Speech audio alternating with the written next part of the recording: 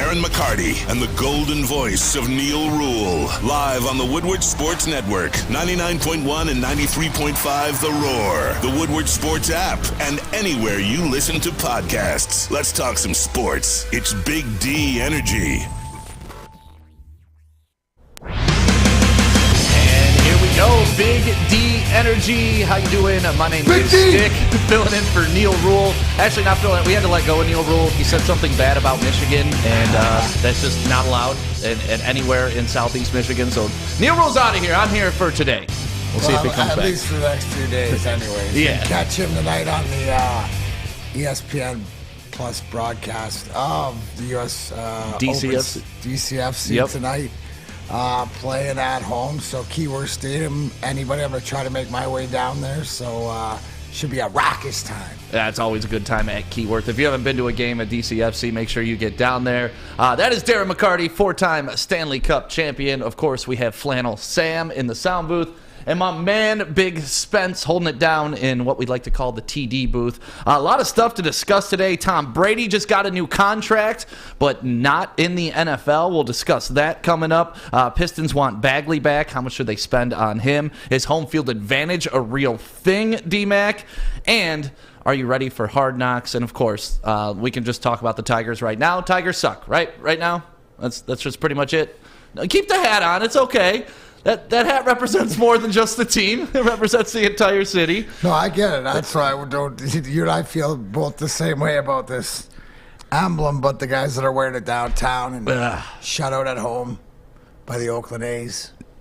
It's enough spent on the Tigers today. They got 2 games today, yeah. I mean, I used to rock my Tigers hat when they lost 119 games, and I would have to justify it to people. Why are you still wearing that? I was like, well, it means more than just the team. So I think it's more for the city. It is more for the city, but those guys better start representing the city a little bit better. I mean, everybody had high expectations, and I think that's where we went wrong, is having expectations. Yeah, so I am not, and you know what? It's a good thing. What'd I say? We didn't put a clock up, but we put a 40-game clock for the Tigers, and it's not even gonna. We're not even gonna make May 24th. Yeah, we're not even gonna make Memorial Weekend. So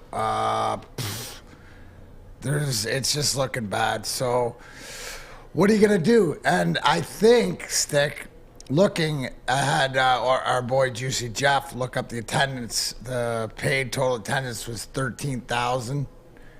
Which means that there's probably 6 or 7 in the bed. And here's the one thing is what you'll see, I think, as the weather gets nice and stuff like this, is people just won't show up. They Miggy's got his hits, Miggy's got his records. We've seen this too recently. So there's so much other things to do with your time in this great state of Michigan. Don't you agree, Stick? Yeah, like go to your cottage. Yeah, the great state of Michigan. There's tons of stuff to do, but I love going to the ballpark. Even when the teams are bad, I still go to the ballpark. Okay. But yeah, no, that attendance is going to be way down. That's not winning, Stick. I know it's not winning, but I'm a fan, and that's not winning. I always go back to my dad grew up in New Mexico, right?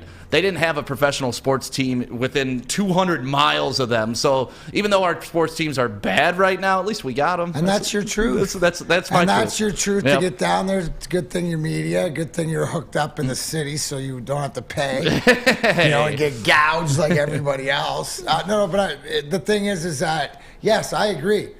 But you're going to look at the weather. You're going to say, oh, this would be a nice night to go downtown, and regardless. But you don't focus around the game. Remember how we grew up? Right. We grew up in those 80s Tigers and stuff like this. I mean, must see. Get down to, Michigan and Trumbull and everything going on down there. And it was the experience, but it was all about the baseball. Yeah, it's electric. Now it's just about going on Fridays and Saturdays so you can see the fireworks. There you go. Or run the bases for the kids, which is always awesome. That is fun. I don't begrudge anybody who goes down there or enjoys their time. It's just that if you want to see winning, go to Hamtramck tonight, Keyworth Stadium. That is the winningest professional sports team we have here in Detroit, so make sure you show some love to DCFC. A team we hope to be winning next year is also going to be on Hard Knocks, the Detroit Lions. I cannot tell you how excited I don't have HBO Max or HBO Plus or whatever it is, but I'm specifically going to subscribe to it so I can watch Hard Knocks. And I also heard the Lake Show. That's a damn good. Yeah, I haven't seen it yet, but everybody says it's really good. They say the guys they got look a lot like them, actually. Like, the Larry Bird guy is scarily similar to Larry Bird. So Scary Larry? Scary Larry. I might have to check it out. Yeah, Anson was hyping that up to me. But Hard Knocks, are you looking forward to it? Absolutely, 100%. And I think that as much as a lot of people are like myself, is that they were hoping for this maybe last year or the year before. You know, why are we always the last ones left out? To me, it tells you a bunch of different things, right? To me, it's the perfect time to get in there behind the scenes, because as we've watched the other teams, no matter if it's the Jets back in the Rex Ryan days, or you're watching Baltimore, or you're watching Cleveland, you're learning something and you're seeing something, because as much as they want to hide it or produce it, there's only so much that can be done that way. So I'm so excited because of where this team is at too. And I think, Stick, you know this, is that if you have an emotional connection even more, it's going to bring us, I think this is just going to bring us all in as Lions fans to the growth of what we have building. Now, guys, I'm going to get upset probably a little bit later because you're getting a little ahead of yourself. I approve of the Hard Knocks. This is where the clock goes. You saw it in the pregame, but what I'm saying is still that's part of the next 17 games, the Hard Knocks and everything, and putting the pie's not ready to be baked, guys. Big old clock. That's the big old clock. That's it. We're going to run it out. But to say, and it also explains too, Stick, that Sheila, the power at the top, there's been conversations, obviously, for this to finally have happened, because we heard that it would never happen under old man Ford or even Martha. So. Well, I mean, when you're a bad team, you don't want to highlight that, right? Like that's kind of tough because you're putting yourself out there. Yeah, but we're on the uptrend right now, and you're supposed to be, but no, we are. Hey, we are. We're on the uptrend. I promise. You're going to be that guy because you're the same guy as opening day with the Tigers. We're on the uptrend. Just don't set yourself up for failure. I wasn't on the air opening day saying that. I was getting hammered. The facts are we're a 3-win team. Yes, we have things to look forward to, but there's also some question marks. You have health concerns. You have concerns about guys being unable to step in. Now we look at track record of Brad Holmes from last year, which we bring up a lot, is why you should trust Holmes. So yes, but don't. Come on, man. I'm going to frustrate the hell out of you today, D-Mac, because, I'm a Lions slappy. That's what I am. I drank the Kool-Aid every offseason. I enjoy it. I like getting hurt come August and September. Brothers. You've been flatlining into the veins. Yeah. Gosh darn Love the Kool-Aid. No, I appreciate your passion, but it's just like we're beyond that. We're come on. We gotta adult a little bit now. We've been around this for so long. I don't want to grow up. I don't want to grow up. You're delusional because you're lost, but it's just like, let's baby step our way through this. Enjoy the journey. One thing you mentioned about like the editing of Hard Knocks and stuff like that, like they can kind of make things perceive the way that they want them to. When I was talking to Braylon, because he was on Hard Knocks when they were with the Jets, and he said everything that you saw was real. They didn't try to like finagle storylines and stuff like that. So I'm just saying that for the general knowledge. Like, I'm interested because this part of me always thinks reality television, it's fake, it's scripted. Someone said this, and then 4 days later, this dude said this, and they chopped it together to make it look like this. But no, it's going to be legit storytelling behind the curtain of the Detroit Lions, and I love that. Well, when you say that about Braylon, he bringing up the credibility of it, that's what you like to see. I'm more interested on is what the camera's showing in the locker rooms and different things. Who's hanging out with who do you see bonding? Because that's the big thing is that, oh man, I didn't know they were boys, like offense, defense, stuff like this. And the more I'll be looking, just like I look at all the other teams, is how do they mesh? What's the culture? Is the culture really there? And if it is, it can only help in this situation. I picture this being like part other Hard Knocks, part Animal House. Like, that's what I pictured this Hard Knocks being like. Just a big fraternity of guys having fun in the locker room, going nuts, being like, just like Joik used to say, like gorillas. That's your bucket list of what you hope. That's what I do. Yeah. That's what you want. That's not what you think. That's what you hope. And it could be closer to the truth. we're going to see how you prepare to bite off a kneecap, in case anybody doesn't know. I know, but I can't tell you the secrets like Fight Club. I can't tell you the secrets.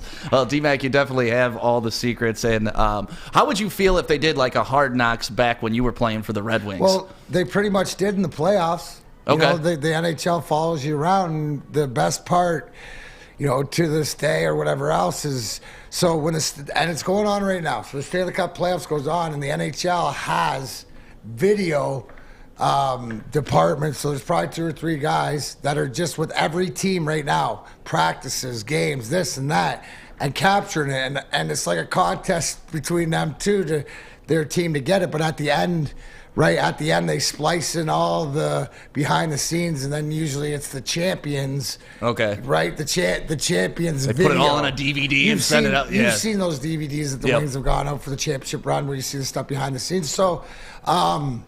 Yeah, it's not as so Hard Knocks. I think it's, you know, training camp. It's a little bit more like with the NFL. It's a little bit more, you know, there's so many meetings and there's so much time spent at the facility and stuff. So it's a little bit different. But no, I mean, plus I never met a microphone or camera I didn't like, so I was all about it.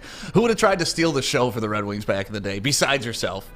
Like who was that big personality in the locker room that the camera would have gravitated towards? Because Stevie Y obviously was the Drapes, as the camera's always gravitated towards us, because, you know, we talk. Stevie didn't want nothing to do with it. He'd actually give me media timeouts. He toss them up to you? No, he'd give me media timeouts. Can't talk today. Yeah, pull me off. For real? I'm doing you a favor. Like, D-Mac, you said enough. Just be quiet. He'd say that to you? Or he just said, you can't talk to him today. Really? They wouldn't have anybody to talk to. I love that. But no, because there's great, like, you'll see the intricacies of the dressing room if you watch that, of how really you think that there's certain, and they call it cliques or whatever, or but it's you hang up more of age, but once the dressing room opens up, it's just a big, you know, it's like a big festival. Awesome. It's a big festival. And I just laughed because I just thought of something, because I used to always walk by the radio and then turn on like riff or turn on like some metal or put it in something, and then I'd walk out, and then the guys would be left listening to like, you know, some sort of like Motorhead or something like this. Well, who had control of the radio then? Who would you change it from? Would they play like Russian music in there too when the whole Russian Five? But we all listen to that stuff. The biggest thing, it would go, you know, sort of seniority, but once Chelly came there, it was Chelly's. Okay. Yeah, Chelly always owned the radio. You ain't gonna fight Chelly over that radio. Well, yeah, but he'd be cool with it, but it was sort of his radio. There's always that one person. There's always that one person that controls the music, whether it's at a house party and you're in high school, all the way up to locker rooms in the NHL. More NHL talk coming up. I got a big question for you. New coach, obviously, coming in here into Detroit. I got 5 names that Spencer wrote down, and I want to get your reaction to each one of these names. One just got let go from the Islanders, so we're going to talk about that coming up next right here on Big D Energy. We'll be right back. All right. Oh, SMA. Yeah. Hi, my diamonds. It's Crystal with an X. You want to get hot and perfect like me? Here's my super easy routine. Drink at least a gallon of water before you wake up. Attach a weight to everything in your house. Hello? Sell your car and just sprint everywhere. Scream when you exhale. Don't follow Crystal with an X. Do your own thing at Planet Fitness with tons of equipment and free fitness training in our clean and spacious clubs. Join now for just $10 a month and cancel anytime. We don't like to brag that we are the toughest sports network in Detroit, but we do have a guy named Darren McCarty on our side. Lemieux and McCarty, who've had a good knockdown drag up. There they go, right on the whistle. They were talking to one another. Woodward Sports.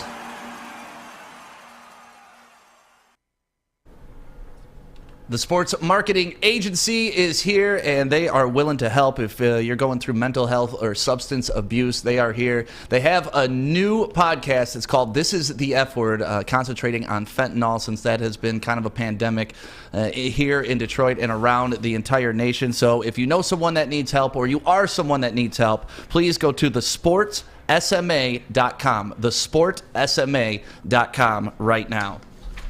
And if you're looking for the best odds, there's only one place for you to go, oddstrader.com. And it's cool. This isn't a gambling site. What they want you to do is go there, and they compile all the odds from all the other sites so you can get the best odds in your favor. And that's what Odds Trader is all about. So go to oddstrader.com right now and let your handicapping journey continue. Welcome back to Big D Energy right here on the Woodward Sports Network. Thank you to everybody that's checking us out right now on the Roar and our app, which is free and available for download. Just go to the Google Play or Apple Store and search WSN Live or Woodward Sports. We appreciate you doing that. And D-Mac teased it a little bit before the break. Some coaches should be coming to town here. And do you have a personal favorite, or you just want me to list off these 5 real quick and see if your personal favorite falls in there? Well, yesterday, if you caught the show, I gave you my top 3, or my 3, 2, 1 that was on the list. And if you didn't, we'll go over it again. So I looked at the list. You could throw me the guys. My guys are on there. Okay. Well, let's start. I also saw a guy which could be, somebody that might get more heat or momentum. And I saw one guy there that I almost spit out my coffee.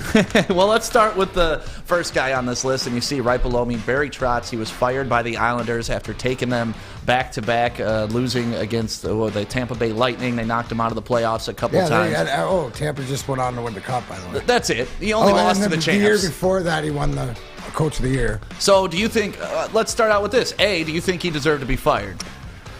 Deserved? Well, you know what? Here's the thing. You got to go look at the why. Look at who's in charge. And you'd think Barry Trotz, with all his experience, his Cup in Washington, all the years that he's done in Nashville, the end all be it on the Islanders, Lou Lamoriello. Lou Lamoriello, the New Jersey dynasty fame back in the day. So to me, I read more that it was more of a power struggle at the top, and just maybe the fact that, Barry Trotz, here's the thing. He's going to bring in a sound defensive system that you need sort of to win, but he's known more for lower scoring games and different things like that. So Jack Harrington, our resident Islanders fan, shaking his head and doesn't like it. I think a lot of them. But again, here's the one thing too, right? So Barry Trotz coached in Nashville back when I played. So even, let's say the 2000s. So that's 22 years ago, right? He's been around. Some of these guys in their careers, right, of coaching, it's like, what are we doing here? Let's just move on. If he's trying to still coach and do whatever else and it's not working, you come to the end of the relationship because you're older and you know direction you want to go. So I think it's more of a Lou Lamoriello call than anything, but I slide Barry Trotz into my number 3. Okay. Do you think his defensive style of play would fit into what Stevie Y's been trying to build these past couple of years? Well, there's no regression on defense with him. Okay. And the commitment and whatever else. I think that, you look at the experience and sort of you look at a guy who would be a next level and a step up. You always want to make sure, is this a guy that can get out of this team what Jeff Blashill couldn't? Right at the point, because now they're turning into adolescents. So we don't need the baby nurse, and we don't need, the kindergarten teacher. We need that Mr. Ramsey, 4th grade, that had a ruler the size like this that walk around. And for guys like us in the class or all your buddies, and all you have to do is slap that thing on your desk, and you got your attention. Right. But that's sort of the thing. So yeah. So I think he would work. But I also think Barry Trotz, see, here's the whole thing. Are you going with the guy that's taking you there, or is this guy going to be a next step to the guy you eventually want? Well, you hope this guy is the next guy, right? You hope you don't need 3 coaches to get you there. Okay, let's say when I'm saying that in Stevie's mind, because you're not. You're still, best case scenario, you're 3 years away. Right, so you figure next year, best case scenario, you get a couple more kids to hit, you step up, and then you're in the playoffs as an 8, 7 seed, wild card. You know what I mean? Ooh, you're challenging, so you have to play against, the Leafs or the Tampas or whoever, the top, the Floridas, whatever else. You don't get through, you learn, then what's it take? It takes a couple years So it's still a 45-year process. So you hope it is, but what if the big plan, right? So even though it's Eisman's plan, it's the Red Wings plan. What if it's not the plan of the person he's looking for or the situations it's in? So you have to make sure. In the perfect world, yes, we get the guy that he's always got, and this is the guy to take us there. Yeah, kind of like a Rick Carlisle, Larry Brown situation. Like Rick Carlisle got us close, and then we needed Larry Brown to push us over the top. We're hoping we're at that push us over the top phase. But we're not even to the close yet. We're not even to the Rick Carlisle phase, right? So this guy. Are you? Are you not? Maybe you are. But that's the whole thing, is that you got to get a guy in here no matter what it is. And I, going by Stevie's track record, and, like the word recycled are guys that have been around. Well, Barry Trotz is that guy high on the list that a recycled guy that didn't have NHL experience, that with his system and stuff like this, you would improve on your goals against. All right. Well, another guy on this list, I think me and you had the same reaction when we read this name, because Spencer, I don't know why you put Pierre McGuire, baby. You want Pierre McGuire as the next Red Wings head coach, D-Mac? Let's be serious here. Like, I was like, what? Wait, what did we... What? I had to Google it to make sure I knew I was talking about I'm like, the little guy that used to stand between the benches and talk. That guy, the guy that just got fired after 1 year of being an exec. The guy that's never coached a day in his life. That guy. He was assistant GM in Hartford. Made a great career of it. Where is he? No NHL playoffs? Not. Yeah. He ain't here. No. And I don't think he's going to be here. All right. I don't know how I made the list. You're like, so that's many all other I gotta guys say. I'd put on there instead of him. I think Spencer's trolling. Mike Vellucci. Sure, Easy didn't put that on there? That could have been easy. Who's put that on there, Spencer? Was that you? Just to troll us. Mike Vellucci. What do you think about Mike Vellucci? That's number 2 on my list. The most interesting pick, former Plymouth Whaler coach, obviously. He grew up in Farmington, too, local guy. Yeah, no, from the area. He's assistant coach right now with the Pittsburgh Penguins. He's won Calder Cups in the AHL and stuff. He's a great coach. Currently the assistant at Pittsburgh. Play hard for him. He's definitely somebody that's right there. He's number two on the list of candidates, in my opinion. Yeah, for me, he checks all the boxes, right? Like, you want to... I got to ask you, does it matter if they're a former player or not as a player? Does that matter at all for your head coaches? No, because Scotty Bowman never played. Okay. Right? What it matters is, can you collect rings? Are you a guy that can get the guys to buy into and play for it? And you can do it like Scotty did it, where he'd make it us against him. But he always had our backs, right, in the media and stuff like this. But he always made it so we faced whatever direction he wanted us to face, whether we knew it or not. Love that. So, yeah, Mike Vellucci, you said that's number 2 on your list? Yep. Roger Ronberg. I hate when they got the little 2 dots over their O. I'm not sure exactly how to enunciate that. Flannel Sam, do you know how to enunciate that dude's last name? I would have just said Ronberg, honestly. I'm not even going to try. What do you think about this guy? I mean, obviously he's been helping with player development. He helped Raymond get on his feet a little bit. He's helping with some other young players. Is he ready to make the transition, or is he kind of just part of the Blashill camp and it's like, No, I mean, all our guys are... No, he's not a Blashill guy. He's a Swedish elite guy. He's the number 1 guy on my list because he's you know what, he's like Blashill in the fact that he's coached some of the guys that you hope are going to be part of this next regime this year, in the Simon Edmondsons and Soderstroms and the different guys like that are over there in Frölunda where Hawk and Anderson is. So, I say, the thing that... See, here's the thing. I don't know. It's just I got the playbook because I was taught the same thing. I'm behind the other side of the glass. Right. All these guys are inside the glass. They don't tell me anything except I stand out there and goes, I got the decoder. Right. 1 + 1 = 2, so this makes sense. No, because the tea leaves as they speak. So to me, the big rocking tea leaf was the announcement of Nick Lidstrom back in the organization at a high-level executive. Cronwall's there. Swedish takeover. Like, why not? Yeah. I'm just saying that in my mind, if the timing is right and it's part of the #Wiser plan, you just bring over half the country, all of Ferlunda, you know what I'm saying, and bring the coach over, bring the 3-2-3 guy, whatever it is, and that's your feeder system. They just had to figure out a new way. Håkan Andersson, who's the head European scout, he's responsible from the Sergeys and Vladdies to the Zetterbergs, Datsuks, Lidstroms, all that stuff. And Easy, Easy's the Swedish scout for the Red Wings, so he had a big hand in this. Oh, that guy. Hey, you know what? That's what I heard. He got stuck in immigration trying to smuggle all the Swedish jam home. Yeah. All right, last name on this list, and I saw it asked about in the chat as well. Sergei Fedorov. He was a hot name, then it just kind of fizzled out from there, right? Well, it's the same. It's just how. See, that's what I mean about timing. Because Sergei, and congrats, Sergei came back with 3-1, just won the KHL championship and stuff like this. So I'd never say never, but that could be one of those down the roads or whatever else. But maybe that's already in the hopper. But I don't know. I don't think so. I mean, you have kind of laid out they're building it through the Swedish end, but those are a lot of the players that were around for all those championship runs too. So just getting those guys back together in the same room, Sergei wouldn't be a bad choice just by name for somebody who like me, who's not a diehard NHL fan. I'd be like, hell yeah, all right, I'll take Sergei Fedorov. You know what? I wouldn't hold on to that.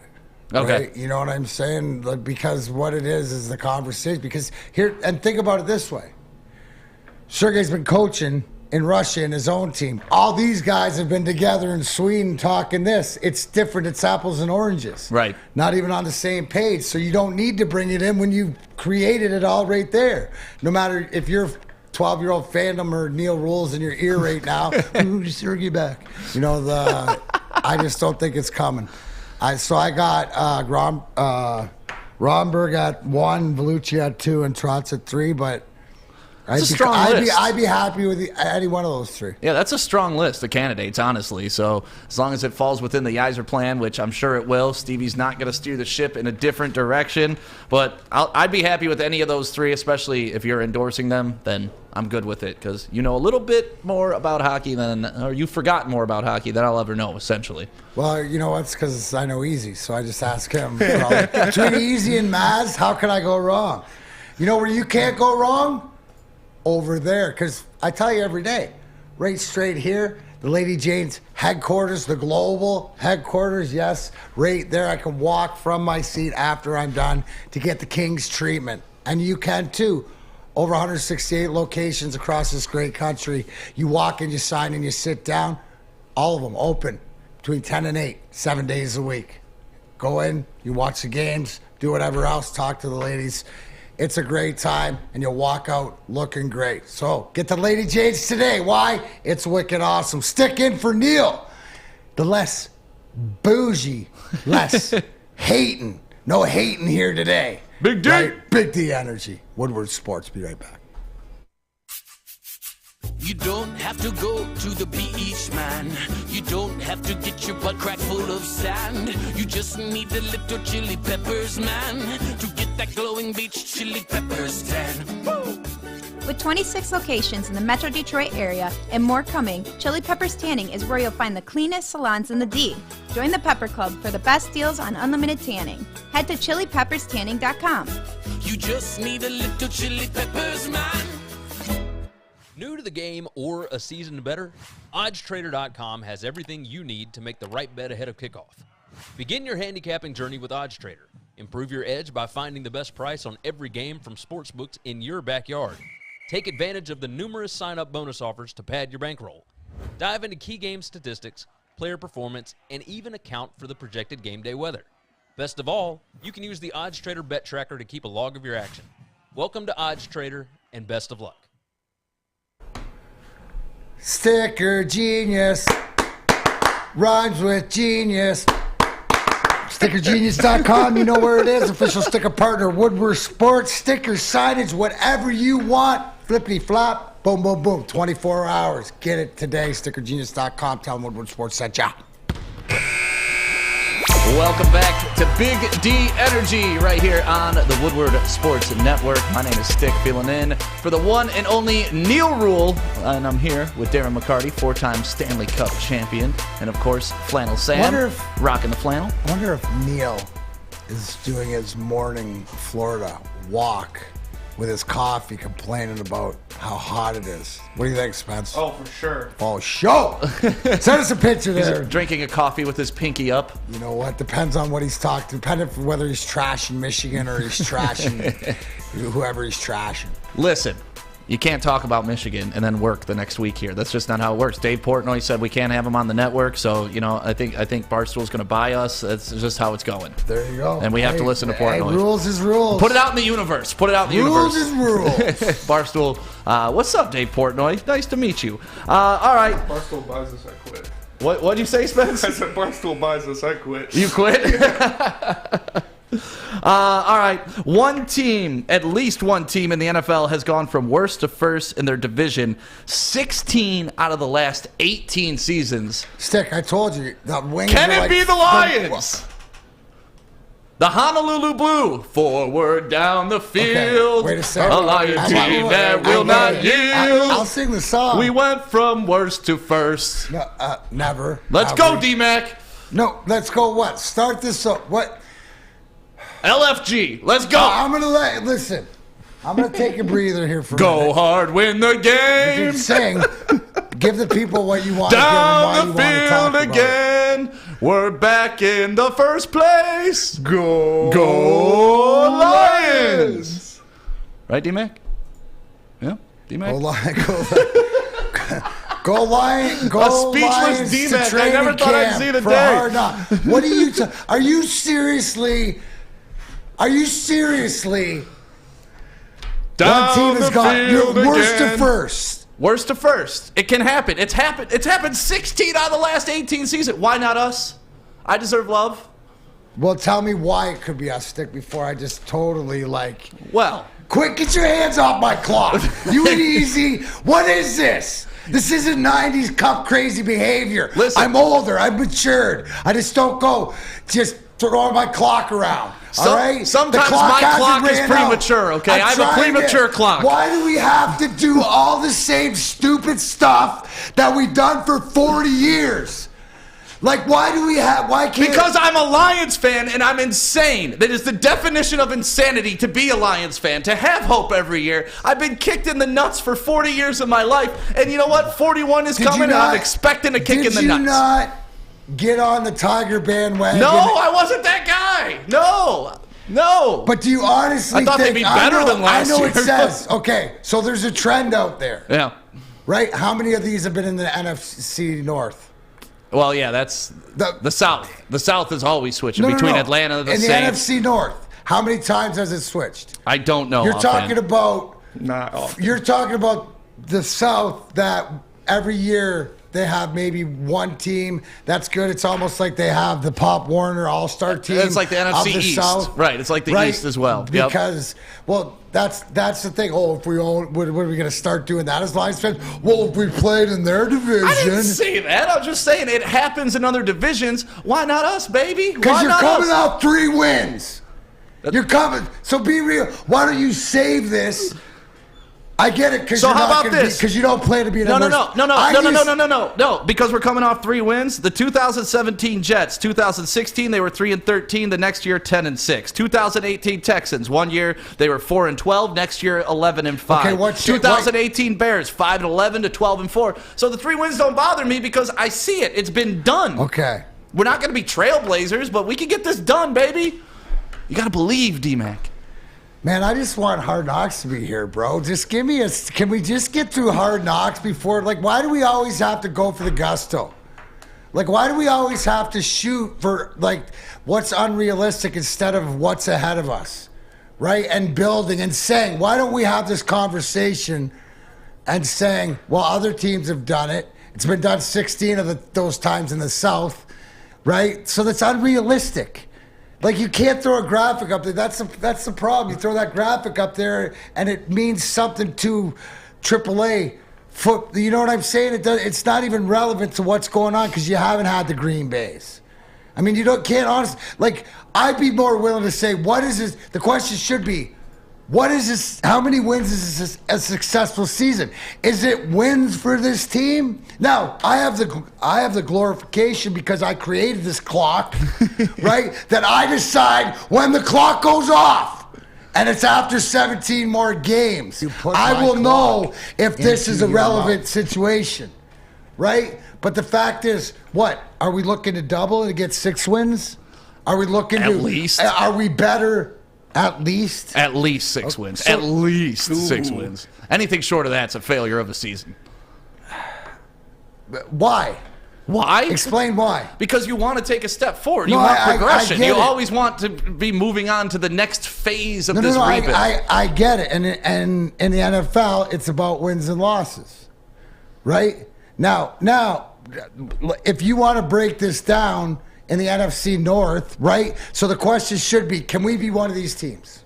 Can we? Can we be one of these teams? No, I'm asking you, can we? With what? Right. Can we? No. Okay. No, not this year. Okay.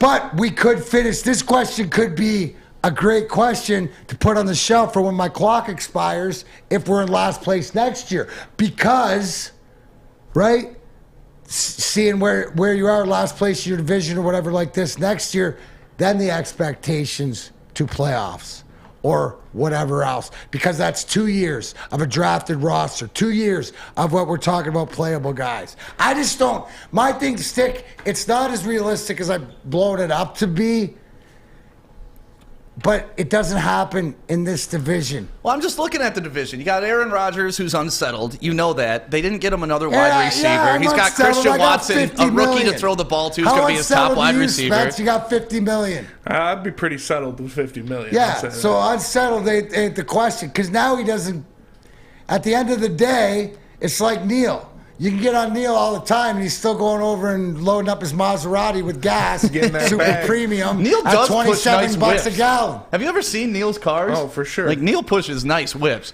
But anyways, back on track. Sorry, get distracted by bougie Neil. But the Bears, they're going to be starting a second-year quarterback. They don't really have a running game. Their wide receivers are trash. Their defense was trash. That's why they spent all their draft on defense. And you go to Minnesota. Kirk Cousins is what Kirk Cousins is. If Dalvin Cook can stay healthy, which he hasn't proven he's been able to do over the past couple years.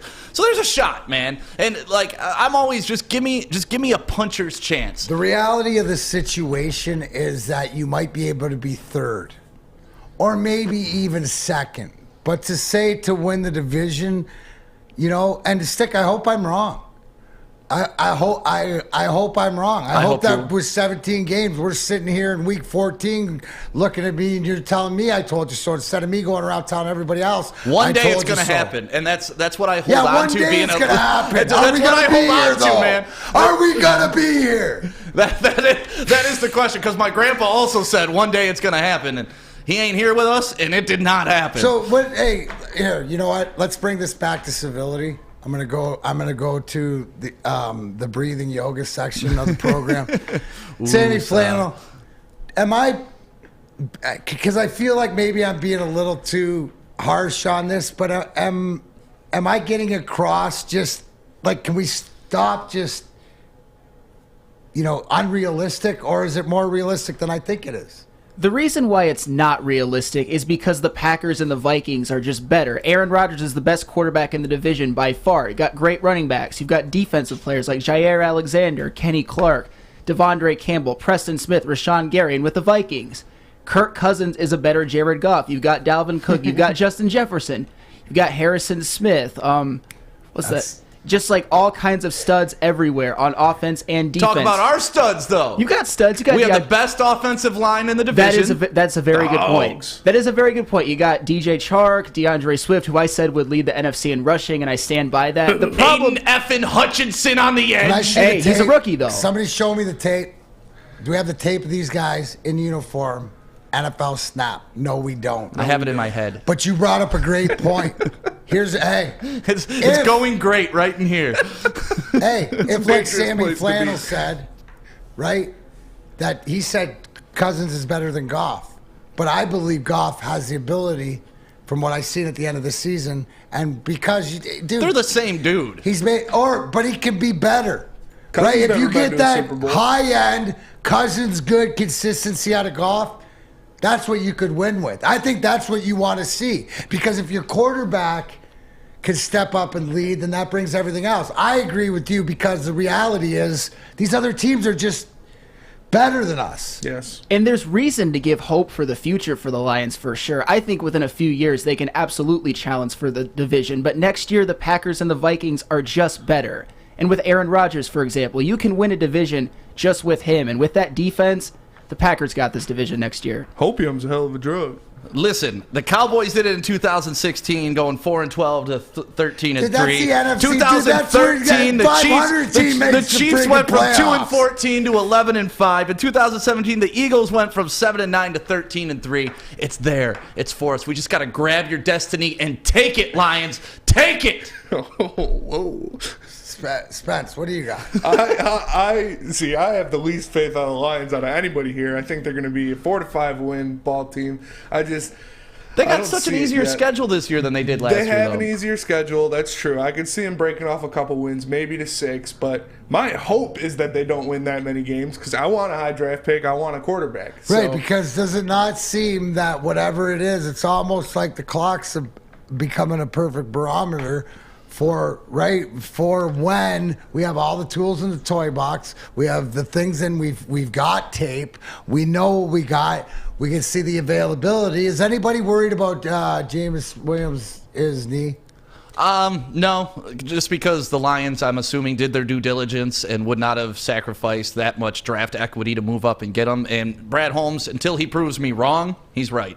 That's how I feel about Brad Holmes. He can. Jameson Williams could take as long as he wants to come back. I don't want him back there until he's 120%. And I do love your 2-year clock because I've said it last week when I was on with Braylon when I was on with Armani. This year to me is like the rebuild year. Last year was the teardown year, right? Last year was the this is the demo year. This is the foundation year, right? More of you see what you have. Yeah, and I love the contracts that we have going into this year. We're going to talk about that later on in the show too, but overall, man, it's happened before. It can happen again. When's the last time it happened in this division? Yeah, that I don't know. The Bears, didn't you just say the Bears in 2018. See, I was just seeing if Spencer remember the double doink? Yeah. Mr. Trubisky? Remember the double doink, Cody Parkey? Oh, that was that year? That was that year. Ooh. And so think about that. They could have gone even further in the playoffs than they actually did. Double doink, man. The double doink. Legendary. Is that the most legendary kick not by Justin Tucker? It's amazing. Oh, God. Hey, it's amazing because when you see that in hockey once in a while, where you'll see post crossbar or post to post, and it stays on. You watch the replay. To me, that's just amazing physics. And the call on it. It's a doink. It's a double doink. That's one of the best calls of all time. You want to make a good call? Make sure you pick up some Cintron. Summertime is almost here, so you need to throw this in your cooler, and you can go to Kroger right now and get 2 cans for just $4. I'm telling you, the energy that this provides you throughout the entire day, plus it's natural stuff. They got water, they got health drinks, and more than that, it's more than just an energy drink. It's premium beverages for your lifestyle. Go to Kroger today and pick up some Cintron. At Wingsnob, staying humble's not our forte. We just have better wings. We're back at it again with our crispy golden brown fries and our famous boneless wings. Juicy, tender, hormone-free chicken. Your favorite signature sauces with no bone. Just when you thought Wingsnob couldn't get any better. Order online at wingsnob.com today. Wingsnob. We just have better wings. Fellas, let's be honest. We like things to be easy. We like simple stuff, like sports 7 days a week. We like things uncomplicated, like Lady Jane's Haircuts for Men. Open 10 to 8, 7 days a week. Walk in anytime. Sign in, sit down, watch your favorite team play. And before you know it, your hair will be game ready. Open 10 to 8, 7 days a week. Walk in anytime. Lady Jane's Haircuts for Men. It's wicked awesome. Oh, man, Big Spence just played that commercial for Wingstop. Now I'm thinking about Wingstop. Now I'm talking about Wingstop. So you know what I'm having for lunch today? Wingsnob. Just go to wingsnob.com right now and order your wings. They're perfectly tossed in the sauce of your choice. And they got that lemon pepper. They got the Jamaican jerk. Mouth-watering, hormone-free chicken so it just falls off the bone. Make sure you get it today, Wingsnob, because they just have better wings. Welcome back to Big D Energy right here on the Woodward Sports Network. My name is Stick, filling in for Mr. Neil Rule as he is calling a DCFC game tonight, alongside four-time Stanley Cup champion Darren McCarty, and then, of course, Flannel Sam and Spence. So we were talking about the Lions. We were talking about potentially going from worst to first in the division. And during that conversation, I brought up that I like where they're kind of sitting salary cap-wise, too, going into this year. Because Brad Holmes, I think, has done a great job of signing a bunch of prove-it contracts with guys like DJ Chark, get them for 1 year. Make sure, hey, if you're healthy, prove it. We're going to sign you to some money next year. And let's take a look at the highest-paid players on the Lions roster right now. And you're looking at the rundown. You got Jared Goff, Taylor Decker, Romeo Okwara, Jeff Okuda, and Michael Brockers. And then after that, it pretty much just falls off the table, which this is what I absolutely love about how the salary cap system is set up. Because after those guys, you got Vaitai, who's hitting the cap a little bit. But I mean, like Ragnow, his base salary is $2.7 million. TJ Hawkinson, under $1 million. Aiden Hutchinson, under $1 million. Now, with their signing bonuses and stuff, they hit the cap a little bit different. But still, you're looking at DJ Chark, $1 million. Jamal Williams has one of the top base salaries, and that's only at $4 million. So one of the things that go into cleaning up the mess from the previous regime is also cleaning up the salary cap hell that Brad Holmes was kind of left with. And I like what they're doing salary cap-wise, but of the top guys that were on that list, do you think they should move on from anybody or just kind of play this out throughout the entire year? No, I mean, you got to play it out. I mean, where the contracts are, Neil sits over there, and then no wonder you're talking about it because you're sitting in the draft capital salary cap chair. But the fact is that you got, decisions to make after this year, where you can walk away and take some salary off. The biggest question is, you have Jared Goff here. Why is everybody? I understand, and you better get, as Neil likes to say, just be ready for the conversation that he might be your guy. But in order for him to be your guy, he's gonna, for them to sign with a longer term, expect that Jared Goff you saw at the end of the season that we're all talking about. So the consistency in that. Right? So that's what it is. But here's the thing, Stick, is they position themselves, like we said, to me, the number one thing, you got Frank Ragnow locked up. And he missed last year. Yep. And he's a Pro Bowler. Yeah. All pro, pretty much. Yeah, when he came back, when Decker came back, when Dan Campbell was calling the plays, and they signed Reynolds, our whole offense changed. And actually, the whole season changed. That last quarter of the season. Second year. You got Hawkinson. Yep. You got a lot of young guys. You got a Kuda that needs to prove something. You got both sides, a young team, plus all the rookies. You got a lot of guys out here, right? What did Brad Holmes create last year?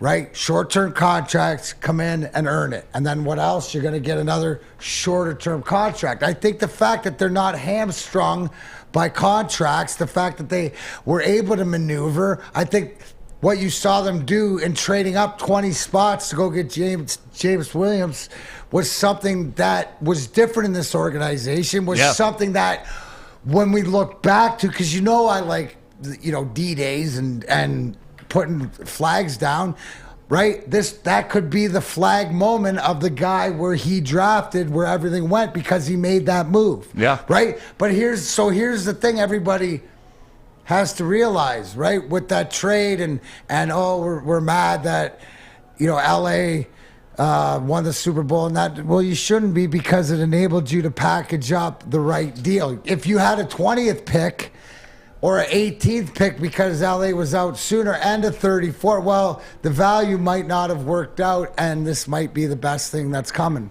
So, I mean, again, how about this? let's just get to Hard Knocks. Let's get to training camp. Let's get to our boy Corey Woods, our Lions reporter. Let's get him on the beat. Let's get him sniffing around. Let's get the vibe of what we expect, what we hope, what every little itty bitty Lion kid in us, the fact of all the heartbreak and the fact that we'll always be the terminal lion in us. Right? Let's just hope. And because here's the thing. Why you want to walk, okay, there's a hole in the floor right there. You can see it and you keep walking over it. Right? Please, let's just, at least the hole might be there, but can we stop without falling through it first? And then maybe we can see that if we wait, oh, look, it's getting repaired. Well, tomorrow's media day, too, and it already starts for the Lions, and Corey Woods, like you mentioned, is going to be there. So tomorrow's like the first initial feeling of that buzz, and we'll be able to ask Corey a bunch of questions about the difference. And this is what's cool about Corey going into his second year of doing this beat reporting, is he's going to be able to tell us the difference, because when we bring on Justin Rogers, who was the beat reporter for the Lions for a long time, he could tell us the difference between the Patricia regime and how it was under Dan Campbell. Corey's only known Dan Campbell, but year to year, I'm assuming there's going to be a little different vibe, little different growth, little different Dan Campbell, too, because he's no longer a rookie head coach as well. No, absolutely. And yes, and we all will, because you're going to all get the sense. And, Harley Brown says, so no opinion on when you think the Lions will be on top, D-Mac? No. I can't. Not until after 34 games. No, but it's not on top because I don't know, because I don't have a track record for them to realize what the signs are.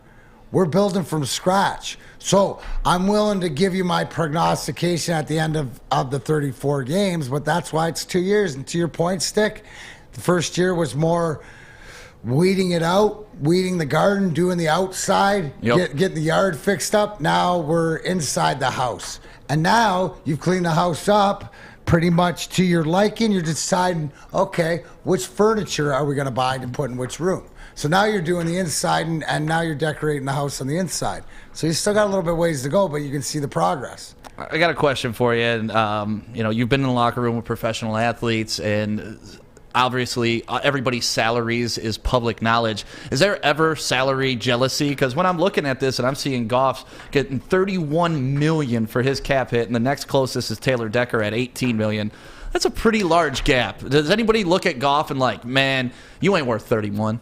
I do.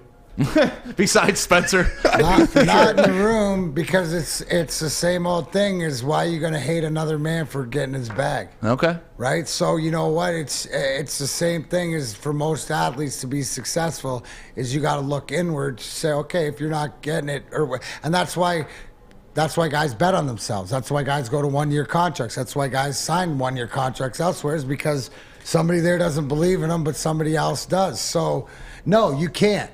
What you do is you use comparison or whatever when it's your contract negotiation. But at the end of the day, guys, when you put this to this with that signature, you better be good with what you agreed with. No, I mean, quit counting everybody else's money. Count your own. Be accountable to yourself, not everybody else's money. Now, it's just interesting when I look at the salary cap hits, because like I said, it's 31 for Goff, 18 for Taylor Decker, Romeo Okwara, 14.5, Jeff Okudah, $9 million. Out of all of them, that's probably the one that people will probably complain about the most, just because we haven't seen the results out of Jeff Okudah. But my ship hasn't sailed on Jeff Okudah. No, because don't you think we still have a third overall or a cornerback that maybe, just maybe, can be healthy and can come back? I think at worst case scenario, you move this dude to safety, right? Because, he may have lost a step as cornerback. He knows how to read a defense. Now you get him facing the quarterback all the time, and he's reacting. I don't mind moving him to safety, even if it's at that price. Sam, you kind of nodded your head to that. I mean, he was the number 3 overall pick, so there's something there. And if you have to move him to safety, especially if he's lost a step. Bob Quinn drafts him, doesn't count. Hey, yeah. But if he's lost a step with the Achilles injury, maybe safety would be a good spot for him. Or maybe even we're in a position where there's not a ton of depth, he might come on this year. The problem is, I don't know if he'll ever live up to that number 3 pick, because you have to be Deion Sanders or Darrelle Revis, and I don't see that happening. Could he be a contributor, though? Absolutely. Or Derek Stingley Jr. Yeah, there you go. We'll see how that works out. No, but that's the thing. But here's the thing: the most important thing isn't whether he plays corner or safety; it's whether he's available. Yes. Right. The best ability, availability. Availability. That's it. It's a dumb saying, but it's so true. It really is. It's so true. Yeah, so that's a look at the Lions and their top-paid players. The question was, where could they trim some fat? I don't see anywhere on this that they could trim. Brockers, maybe? I could see it, getting rid of Brock. Maybe Vitae. But here's the thing. Though. But guys, where they're at, they're comfortable. They can we have to do this. We could do it if we wanted, but we can let this play out. Listen, along with Jared Goff, Haloti Vitae, to me, actually played into some of this contract. You thought he'd be one of these other guys that would get signed in Detroit and take the money and not give you anything, but when the guys were hurt, he stepped in, and that's why he's around. Do you guys feel at all that there's any hangers on, the guys that are getting a shot? Now there might be guys that got shots otherwhere, might be unrestricted free agents, might be free agent guys, but they're getting an opportunity, and if they're here, there's a use. Right. And we're not going to be doing any serious spending until we figure out what's going on with Goff. Until we figure out if Goff's our guy or if we're moving on from Goff. So I don't really see us cutting too much fat until that gets solved. Whatever we're doing with him has to get whatever solved it is, before whether we do it's a anything. re-sign, whether it's a using that money and a little extra to go sign another quarter, it's options. Do you think they have a solid read on Goff at this point? I know Brad Holmes was familiar with him with his time in L.A., but from what we saw last year, it was very inconsistent. When we went to the backup quarterbacks, it got incredibly bad.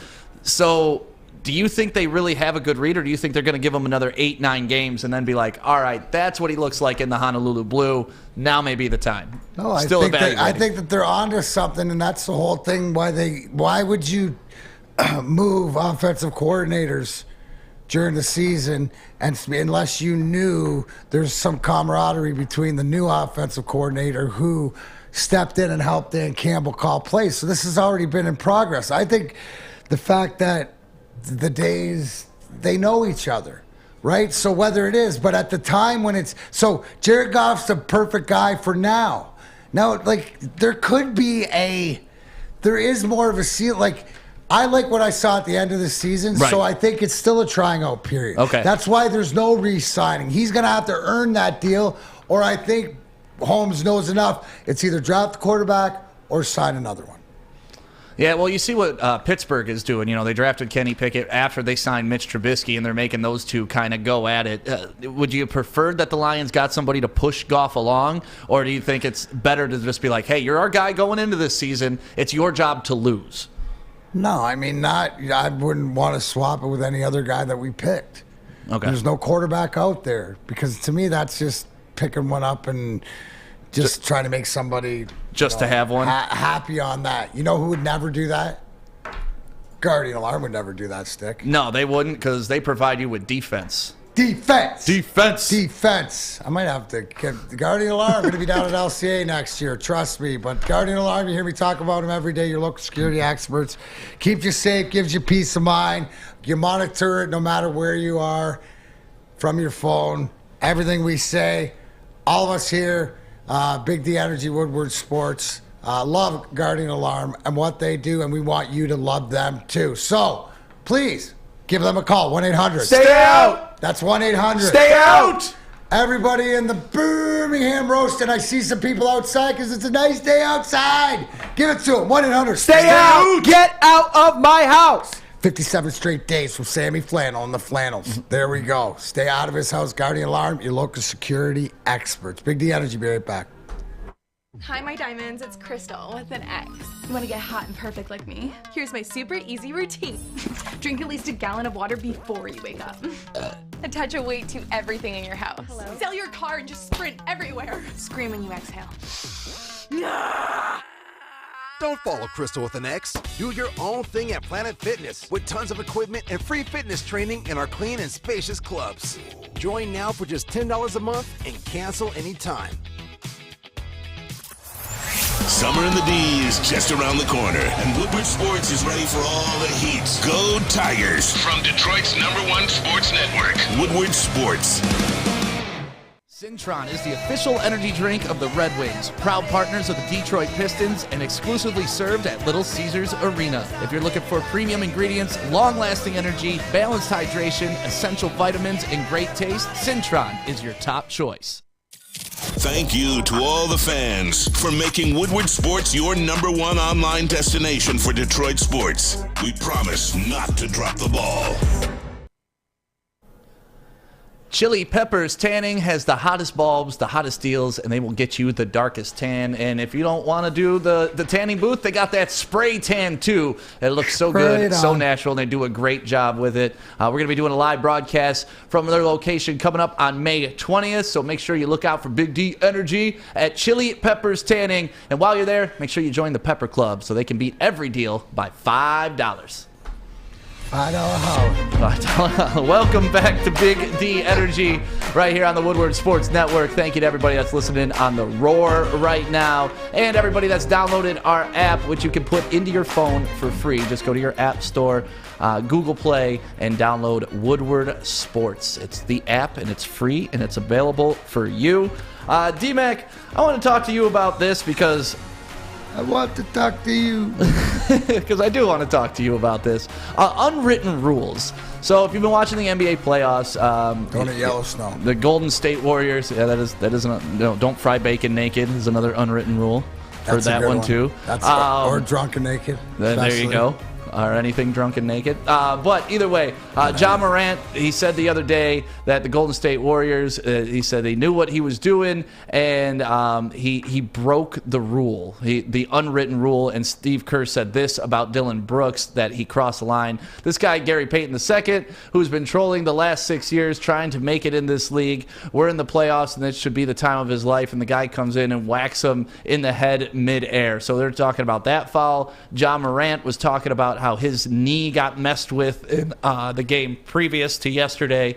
And so they're talking about unwritten rules of basketball. Like, if a guy's beating you and going up for a dunk, you don't push them in the back. You don't take out their legs. Those are unwritten rules of basketball. What are some unwritten rules? I'm sorry. These guys they're playing 80s, 90s basketball playoffs. Yeah. I mean, that's not all that stuff Rubbin's racing.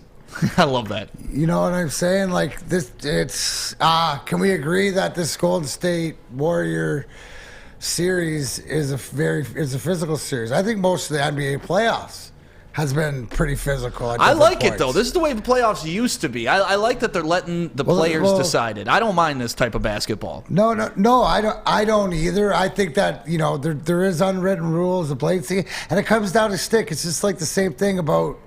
I'll take it all the way back to the precipice to the Lemieux thing.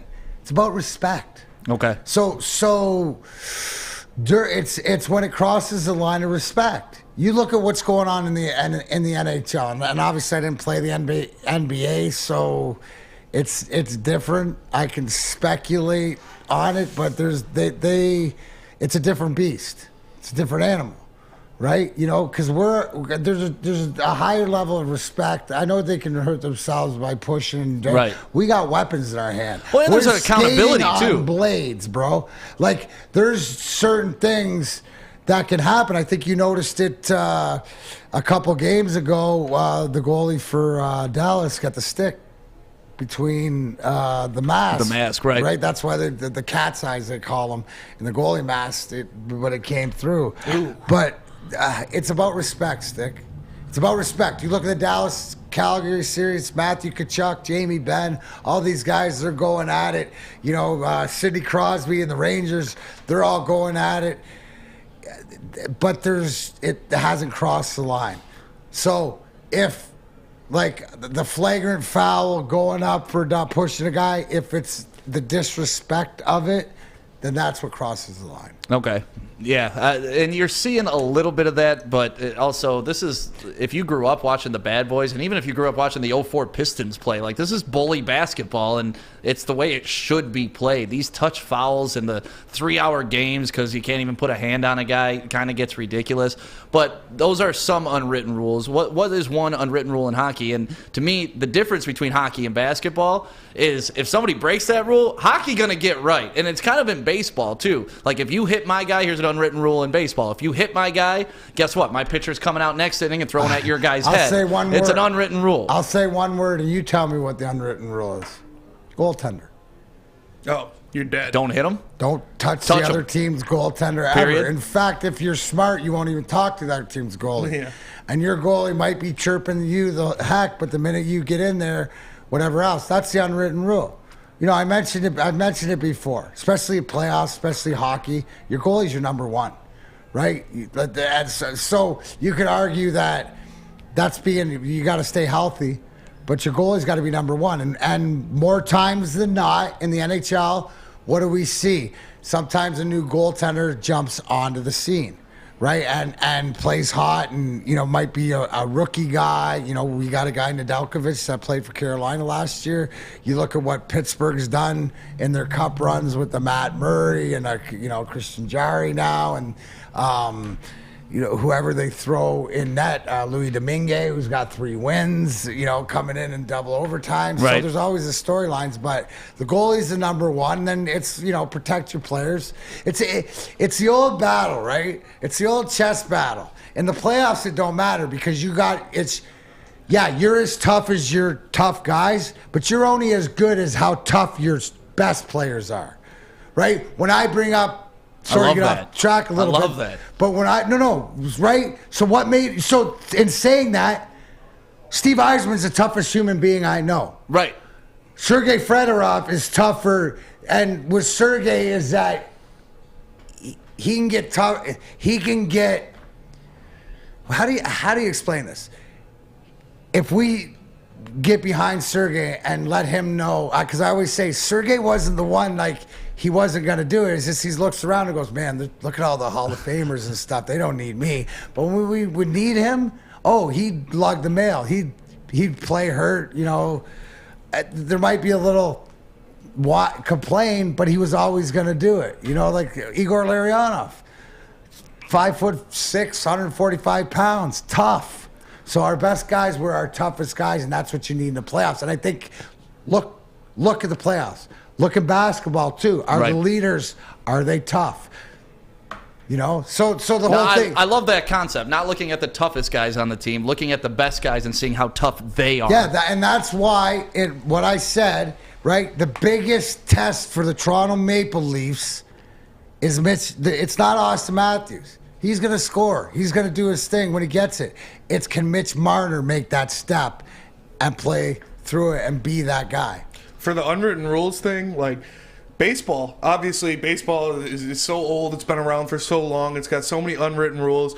C.J. Snyder said it the best, but baseball also has the worst unwritten rules. And that's what makes me, obviously the bat flips, they're coming back a little bit now. They're being a little bit more acceptable. But what pissed me off the most is, I flipped my bat at a home run, so I'm going to throw a baseball at your head at 90 miles an hour. Like, get over yourself, man. You're going to try to kill a dude because he flipped a bat after taking you a pimp job in a 400. But it goes back to it's about the respect, right? Yeah, but and like if you hit a home run off me, you're supposed to just don't trot throw- around the hey, bases, you know what? be happy that you hit the home run. I don't need the bat flip.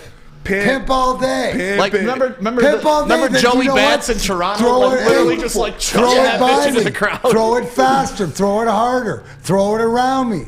You hit one off me, you should get to celebrate. Yes. That's like, and how often do players hit home But runs, conversely, But I might throw at you, if a pitcher but I'm not strikes you throwing at your out, do you want head. to see him doing crotch chop and going nuts? I mean, he can. If you do it, you can. I'm fine with that. Because that's the thing. If you're okay with one side doing it, you got to be okay with both sides doing Absolutely. it. And like, remember Bring me Jose up and do a Valverde? backflip. Remember when Valverde would strike someone out and do his little hop like that off the mound? Like that would piss players off. And like Joe Kelly, getting in people's faces, barking at people. I love that. But put more of that in baseball. Like, yeah, don't be baseball so does have soft. weird unwritten rules, like don't bunt to break up a no-hitter. Yeah. Bunting is part of the game. If I get a hit bunting, I broke up the no-hitter, and I did it properly. Like, I never understood, hey, I got to give this guy a competitive advantage because he's close to... No, if he gets it and I bunted, then he did his job even better than the normal guy. So, yeah, baseball is crazy like that. Football has some unwritten rules, too, with the linemen. You know, don't go diving at people's knees. Well, that didn't used to be one. No, it used to be F your knees. We're coming for it. That's where Dan Campbell got it. Like, we just take it out kneecaps. Yeah. What other unwritten rules? Like in the sports? quarterback stuff, like you don't hit the quarterback. See, now I think that's soft Yes, too. Like, yes. that's one place where I thought the USFL, not to bring up the USFL because nobody gives a damn about that league anymore after the first week, but I thought that's where they really could have taken some leaps and bounds against the NFL is by letting quarterbacks get hit again, like getting rid of these BS penalties and showing me some violence back on the field because I absolutely hate that the quarterback has become the practice quarterback. In his red jersey, you can't touch him. Yeah. We've seen it a million times with Aaron Rodgers. You even breathe on the dude, you're getting 15 yards. And it was the no fun league for a while where you couldn't even celebrate your touchdowns. Now they're incorporating it more to where it used to be you couldn't have team celebrations. Listen, the interceptions. Yes. I love the synchronized because you know what? The camaraderie of they got to practice that. Right. It's like a dance routine. Right. They got to practice that, or when they give the linemen and the linesmen are doing a dance, or I love linemen getting to spike the ball. Yeah. To me, that shows me culture. For sure. Like Tony Scheffler. You remember Tony Scheffler? He had some great touchdown celebrations. The dancing, the hump. He Listen, did Ocho the Cinco, Buccaneers who thing. pretty much started it. Him and Joe Horn. I was going to say Joe Horn taking the phone out from underneath the goalpost. Yeah. Stupid T.O. stuff. T.O. signing it. The popcorn. Ezekiel Elliott jumping in the donation booth and then popping out. Oh, I thought that was I love that. I can't believe you got flagged. That was so cool. I thought that was, and it draws attention to a charity too. So why was that a bad thing? Yeah. What's up, Flannel Sam? I hated that Ezekiel Elliott one because people actually acted like Sam Flannel hates charity. People acted like Ezekiel Elliott actually had a role in the donations going up. Get out of there with that nonsense. Screw Ezekiel Elliott and that celebration. Wait, Sam, that was an odd take. The camera's on a from a big Michigan kettlebell, right? And then people going, "Oh, honey, I forgot. Did you donate to the Salvation Army this year? We got to take some of those old magazines or clothes out to it." And then you just made somebody else's day. So you got to be too harsh. It's your hate of Ezekiel Elliott. Let it go. Yeah. It's at Ohio State. Yep, I get it, bro. that's what it is. I get it. I got you down. Mr. Sammy G2 is saying TD celebrations are so overrated. Barry Sanders, the most exciting player ever, never celebrated. And I love that celebration. I love the non-celebration celebration. Right. That Barry Sanders and Brett Hall, the same way. Two goats in their own sport, and that's the way they did it. But you know what? But the fact that they did it that way, being the greatest, right? You don't want everybody else not doing it. That's Barry's thing, because why? Act like you've been here before, kid. And act like you just don't give a damn, which in the end, he didn't. It's just like, no, I'm in Europe, I'm sending a fax. That's what I get paid to do. Right. That's what I get paid to do. My name's Hall. I shoot the puck. Oh, man. Well, something I'm going to be paid to do, or I don't get paid to do, but I would love to be paid to do it, is go to Big Boy and take advantage of their Strawberry Fest, baby. I'm talking strawberry waffles. I'm talking the strawberry bacon chicken wrap. They got hot cakes. They got everything that you need, and it's all going on right now during Strawberry Fest. So make sure you get to the local Big Boy near you. They're all completely redone inside. Absolutely beautiful, brand new menus, and they got Strawberry Fest going on. And don't forget, get some of that strawberry pie. It took exploring 50 different formulas and hosting countless taste tests, but we believe Gypsy Vodka is the smoothest vodka on the market. Don't believe us? Ask the owners. We're Mike and Adam Kazanowski with High Five Spirits Distillery. We're in close to about 1,200 locations throughout Michigan. We wanted to create a brand that was geared more towards freedom, love, adventure, and at the end of the day, we really wanted to tell a story that inspired other people to take risk, follow their dreams, whatever that might be. The official sticker partner of Woodward Sports. When it comes to stickers and signage, think Sticker Genius. We support this local Detroit business, and we are excited to show you our latest project, the Planet Fitness Studio from Sticker Genius. If you need custom stickers, wall graphics, window graphics, and plenty more, reach out to our friends at Sticker Genius. We at Woodward Sports couldn't be any happier with the service they provided us. They were quick, easy to deal with, and super professional. Head to stickergenius.com today. Welcome back to Big D Energy on the Woodward Sports Network. My name is Stick, sitting up here today with Darren McCarty, your 4-time Stanley Cup champion. I'm filling in for Neil Deathmatch Rule. Darren right here. Deathmatch Darren. Bob's big boy commenting in the chat right now with just a strawberry. Bob, you better have those strawberries on deck because Big D Energy about to do some broadcasts from some big boys coming up soon, and it's going to be during Strawberry Fest. And D-Mac, you're going to be eating those waffles. Crushing it. Eating them waffles. I'm bringing in the heat too. I got Sammy Flannel. He eats like four plates. I mean, this kid's jacked. He's yoked. Yeah, he needs those carbs, right, Sam? For when you're working out. Some protein, some carbs, all the gains, you know. And yeah, actually at a buffet, I can smash a buffet like nobody else. I actually think I can compete with Spencer. I really believe that. That's true. Yeah, you bring us to. I love it. We're gonna have a buffet off sometime. I was gonna say you bring us to a buffet, and it's problems. It's definitely You and I have the a different Woodward buffet. crew, huh? You and I have a different buffet. Yes. So it's And then we'll go to the other buffet. Yeah, we'll get plentiful. We'll pregame. Bountiful pleasures. We'll pregame for the buffet. Pregame for the buffet. Yes. All right, so let's talk about this. Home field advantage in the sports and in playoffs. Which sport does it affect the most?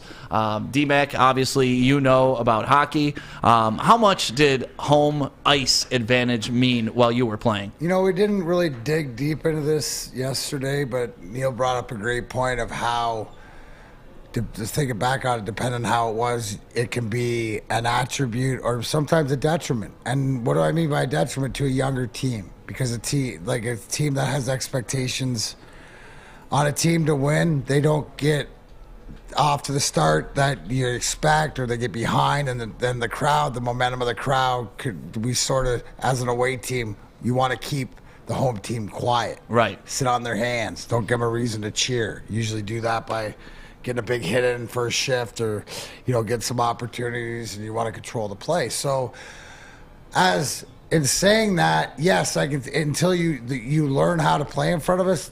But for us, like, once we learned how to win, and then we use it as an asset. So playing Joe Louis Arena with the fans, we knew exactly how to get them going. And the other way, I played in some hostile environments and stuff, but the whiteout in Winnipeg, that's impressive, or in Phoenix or whatever. So it was important to get off to a quick start in that game. All the Stanley Cup Finals, opening shifts or whatever, you made it a life or death. It was apparent. You're getting a hit on somebody. You're doing something to get into the game. Impacting the game early. Right, exactly. And sometimes what you see momentum-wise is it's easier because of expectations for the away team to start on time. Because of the nerves, it might be a little. So it's sort of learning. Now, the question being, which sport does it affect the most? That's tough. I could see, depending on the matchups and stuff in baseball, because of the difference in the ballparks compared to if you had a pitching, because of the weather, at the time of year and different things like that. Football, the same sort of way, but it's sort of evening it out. I think that, again, it comes down to the experience of your team. I think what you saw to this point the most in the two games that I saw in Pittsburgh, the Rangers-Pittsburgh series, were home ice to a team, Pittsburgh, that's won 3 cups, right? They're a team that's been there. Sid the Kid's he's on one right now, right? Like, he's on a mission. So that's how it's used to the advantage. What would be interesting to see tonight, right, is Toronto. Game 5, Maple Leaf Gardens. That's pressure. They gotta be pressure. No, they gotta be squeezing those sticks like sawdust right now. Love the it. fan base is on, right? Just the white knuckle. So this can make or break. But if Tampa gets out to an early lead, or the Leafs don't get ahead, or if they get a power play and they don't execute, you can what it is, Stick, and it goes to with the team being maybe on their way up to learning how to win, but it's also the fan base, right? Because you can get in a fan base either overexcited or like lose fact of it, and it can trickle down to the play. So, What feels better, to get your home crowd jacked up and on their feet, or to shut up an away crowd that's going crazy? Because you saw Trae Young talk about it last year when he was playing in Madison Square Garden. Like, getting Atlanta hype after he hit a three was one thing. Getting 20,000 people to sit down and shut up after you hit a three is a completely different other sensation. I think that the road one is less noticed. You know what I'm saying? That's something more, cerebral, or something that takes, a goal. If teams got a lot of momentum or a penalty kill and they're excited and they're going to precipice, then you go down, score shorthanded goal, boom, stuff like that. Fights can obviously do that. Yeah. There's nothing like getting in a fight.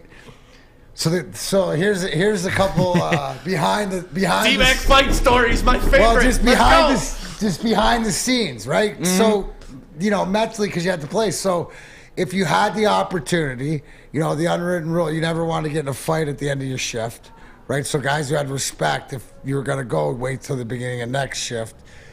There used to be a reputation of French hockey players that would wait till the end of your shift. Okay. To get you where you're tired. But it's also, too, is that if you're smart, right, it's 5 minutes for fighting. So if you're going to get in a fight in the first or second period, if it wasn't right off the go, you want to do it in the last 5 minutes. Why? Because you go right to the bed, or you go right to the dressing room. You don't have to sit in the box for like 4 minutes and then go in for intermission. You get in there to intermission, which means you're first in there, which means you get free choice of whatever you want, which means you get to take your skates off, which means you can kick back and relax. You might need to get stitched up, whatever it is. You get that extra breather, different stuff like that. And then the final one, the goal, if you could do it, you wanted to get in a fight at Joe Louis Arena. And so if the penalty box is across from the bench, and the way that we shoot twice, you want to get in that end. Because it's the longest skate to the penalty box in the crowd. I love right? the science behind it. No, but the crowd, this. so if you get a fight behind the net, you always take the long way, especially at home, because you can feel the vibe. Because don't, like I tell everybody, is while the play's going on, right, when the puck's on the ice, as a player, you can't hear anything but what's on the ice. So that's the same thing as fighting and everything. The minute it's done, you hear everything, and it's awesome. Yeah, Bob Hossa says the last change in hockey is huge home ice advantage as well. And that's a little something that's different than every other sport too, right? Yeah, and that's a caveat too. And one of the big changes I think that is sort of overlooked is the NHL has a way of just going, this ain't working. Let's just change this up. So in the last couple of years, they've gone away with you can't glove the puck off the face-off anymore as a defensive play. And the defensive team, the home team, has to be down first. It always used to be the away team had to be down first. And why I say that is if your sticks in the face-off circle down first, usually the guy that comes in second has a slight advantage because he can sort of get a stick and time it. Yeah. And if you time different refs, they sort of have a cadences and stuff like that. It's a great thing to have Chris Draper talk about. Well, looking at the five major sports, really, because I'll include soccer in this. NBA, home teams have a 61% chance of winning, and that is by far the biggest percentage. So NBA has the most valuable home court advantage. NFL is at 57.6% home teams winning. Major League, 54%. NHL, 53%. So out of all the major sports, NHL, home ice advantage is the least important out of all the main sports. Soccer, though, 60% home field advantage. 60% of the home teams win. I would think that sport would be the major one. Obvious soccer. Yeah. Home field advantage, the way-aways, derbies, whatever it is, stuff like that. So, and you usually see the money line, but it's gotten closer. And I think what we've seen more, I've been a victim of Game 7 losses, 09 at home. Yeah. 09 at home. Try not to think about that. Then you retire, stick and move on, do different things, and then hence, Oh, man, I was at the Fox 12 years Theater. later, we're sitting next to each other. I was at the Fox Theater. Everybody was watching it on the big screen, and like everybody was ready to flood Woodward if you guys would have won that game. And oh man, leaving that place without being able to celebrate afterwards was such an odd experience. Nothing compared to the experience you had because. Thanks for a guy who didn't want to bring it up. Hey, Yeah. Spencer. Hey, You brought it up, man. Don't remind me of it. But It's my memory. That's what I got to live with. But yeah, I wasn't on the team, so I'm assuming yours is a little worse than just leaving the Fox a little bit upset. no, man. Anytime I can't party on Woodward bums me out. Yeah, dude, those were the celebration, the parades on Woodward, which I feel bad that a lot of these young kids that even work here at Woodward Sports have never experienced that. But they're gonna experience it within the next 5, 6 years, 7 years. I hope so, man. I haven't been to a championship parade in a long time. Last one was the Red Wings. It was fun. I love them. I love parades. Right? Yeah. Yeah. So it's coming back It's been a around. while. That's why we're doing here Woodward Sports, about the people in the D and everything and everywhere.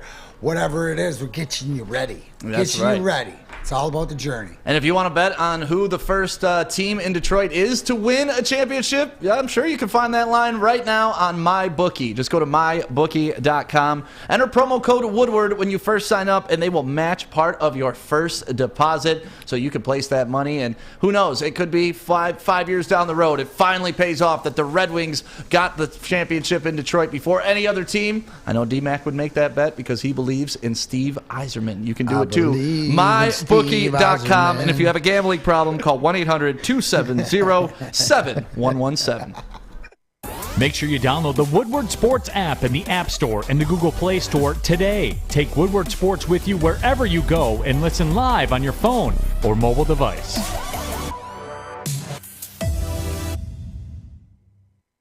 Six dark corners, a driveway and a patio, 5 windows that could become doors. Every house has unique security challenges. Guardian Alarm has more tech, more team, and more ways to help keep them all safe. Get a professionally designed and installed security and smart home system from Guardian Alarm. Sign up today and get a free video device. Guardian Alarm. Smart, right from the start. Call 1-800-STAY-OUT. Putting on a show here, and that's how you answer. We love our sports. We just wish they'd love us back. Detroit sports for Detroit sports fans. Woodward Sports.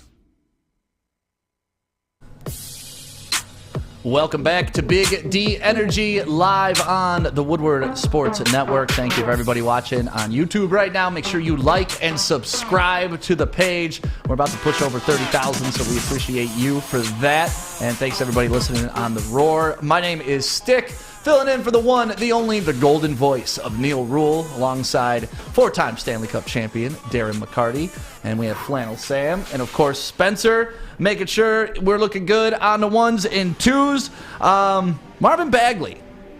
Pistons got him at the tail end of last year, and you could definitely tell the minute they got him, it kind of changed Cade Cunningham's approach to the game. He's throwing a lot more lobs because we didn't have really anybody to go up there and get those types of balls.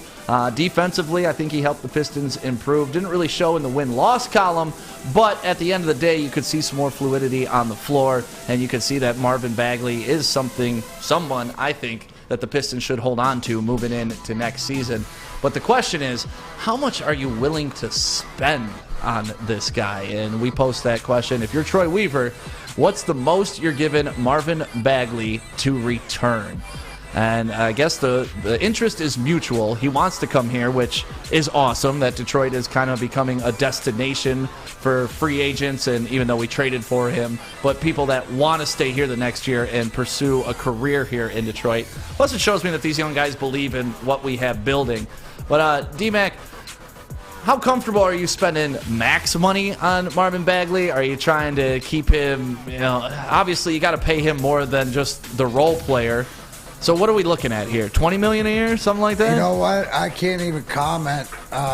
Just going by what it would cost. Is he a $12, $14 million player or whatever, where he fits in? What he showed, what I like to see is that it wasn't about him. It's about Cade Cunningham playing with the big, right? Playing with the guy, a space eater in the middle that can play. Now, the fact that it is Bagley Jr. and you think that you've rekindled whatever that made him first was he first overall pick or first? Yeah. Right, which made him. So somebody saw something in him. So he was picked number 2. Right, number 2, first rounder high. Yeah. But anyways, there's something there. So if there's something that's not done immediately, when's the NBA draft? It's coming up in June 7th, I believe. So if you think that, is he a $15 million player? Is he I don't know how it sits in, but what are you going to get at 3? Does he add in? Does Marvin Bagley add in to what you're doing moving forward? Because what I've seen is more of the position that he played, the athletic ability. Now, that's up to Troy Weaver. If Troy Weaver decides that he is that guy for that spot, then he does that. Maybe it's like we were hearing Chet Holmgren. Is that, a different guy? If we get Chet, I'd be happy as hell. Well, but I mean, Pablo. does that mean that there's no room for Bagley then? What is... So I think that the one thing that I saw is that it just put more... When Bagley came here, it gave more arsenal to Cade. It showed you... And that's what you want to do, is keep supplying that kid with Cade weapons. had in his tool belt. Say, you give me this guy? Bounce pass, big man, open me up. Let's do this. Late game? Okay. And he helped Cade's game. Yeah, we really didn't see a ton of pick and roll action before Bagley got here. I mean, they tried a little bit with Luka because he could be a pick and pop type of guy, but we never really had a guy that could be athletic, go to the rim, and just toss it up there to him. Looking at around the league, like a Rudy Gay, a Kevin Love, each make $24 million annually. I don't think Bagley's that type of player to where he's going to command $24 million. Sam, what are you thinking on this? When I first heard it, I was thinking something like 4 years, $60 million. But then I looked, Miles Turner makes 4 years, $80 million. And if that's the going rate, I don't know, $20 million a year for Bagley, that's tough. But I really liked what he brought to the team. He brought a big man who could score. He scored 14.6 on 55% shooting. He could be a pick and roll partner. A very good option for Cade. And I think he really helped Cade improve. And I think Cade can help Bagley take it even to the next level, where maybe he could even be worthy of like a number 3 pick. And you could say that Sacramento kind of wasted him. How about the big question, though, that he can't come in here because he made himself available? So, like, health concerns and stuff like that. So, Sam, what you're saying is that, so if we can get him around 18, that's probably a good, fair win-win situation for both parties? Yeah, I think I'd be comfortable paying Marvin Bagley $18 a year. What do you think, Spencer? Yeah, I mean, I don't think he's going to be even that much. I think it'll probably cap out at like $15 million a year because, like you said, teams are still going to be iffy on his injury situation because he did get hurt with the Pistons. He was out. He missed some games, and even he's been missing games his whole career. So it's tough to really invest $20 million in a guy like that, even with the upside and the potential that he brings. But like Jeff just said in the chat, he's going to get 3 for 30 most likely, somewhere in that ballpark. And I think that's where it's going to be. That's what it's going to try to be, but it's going to get jacked up a little bit. Yeah, so the average power forward in the NBA is making 13.5. So if you could pay him $12 million. I think he's above average, right? So I would agree with the 15 range. I don't think he's a max player, 24, 20, but 15 I'd be comfortable with. 4 years for 60? You guys good with that? Cool. Let's yeah, do that? I'm okay with that. Yeah, I think that's sort of what it was. And didn't you get him coming over on the deal at like 7 unless he performed, and it was 14? So I mean, I think it, and like I said, I'll go to Neil, but I think it sort of would fit in with what they're building. Now, do you think there's a team out there that will give him that max contract? That's probably the biggest question. Not about what we can do. What can somebody else do for you? Do you think somebody out there is willing to pay Marvin Bagley $24 million? No, I think they might overpay him at like $20 million, but max contract, absolutely not. I think people have seen what Marvin Bagley is, and he's not a max player. He's just not. Well, Spencer brought up the great point because his availability isn't 100%. So if he's a 60-guy game year, you know what, that cuts into it. So. Everybody's saying, man, basketball salaries are nuts. And really, when you dive into it, it is crazy how much these guys get paid to even be a mediocre player in the NBA. But then you also got to understand what it takes to be a mediocre player in the NBA. Mm-hmm. It ain't easy, and there's only 12 guys on a roster. So to make a team in itself is hard as hell. Yeah, I'm seeing a lot of guys in the chat. Nick says it'll be 4 for 68. I see 3 for 33. I see, but again, what we can come to the conclusion of, no matter what it is, that it won't be a max contract. No, not a chance in hell. Probably half max. Half max? Discount. Okay. Discount, double check, baby. Well, I mean, with so many rookie contracts that we have on the roster right now, especially with guys that are performing, you're talking Sadiq Bey, you're talking Isaiah Stewart, you're talking Cade Cunningham, you're talking Killian Hayes. All those guys are on young, easy deals. The only person we're really paying out of pocket right now is Jeremy Grant, and we really didn't pay a ton for him. We're probably paying more than we should, but we're not over the top with him. Yeah, and like you said earlier, it's hard to play in the NBA. There's only been 4,374 players in the history of the NBA to step on a court. And so when you get a guy like that, you get a guy that can be a rotational piece, you're going to have to spend a little bit for him. I don't think he's going to get a max deal like we've all said. I don't think he's a max player. But it also depends on what happens in the draft. If we get one of those top 3 picks, we're more than likely getting a power forward, and that makes Marvin Bagley the guy off our bench. And so he wouldn't command that much money. A center, these guys aren't really centers. Right. I mean, yeah, but if we get one of those guys, we're going to have Marvin Bagley will be a big off the bench. So then who do you think the starting 5 would be? Let's say we get Chet. We get Chet. I think they're going to move on from Jeremy Grant. So I think it'll be Cade, maybe. I don't know. The 2 guard is up for debate. If we sign someone, if we have one of the Hammy or Frank or one of those guys start, and then Sadiq, obviously, Chet, and Mitchell Robinson, my boy. And I think we're going to hopefully sign a center, because we do need a starting center. And I don't think any of the guys in the draft are centers in the NBA per se. So we'll see. I think you hold on to Jeremy Grant. You keep him at the 3.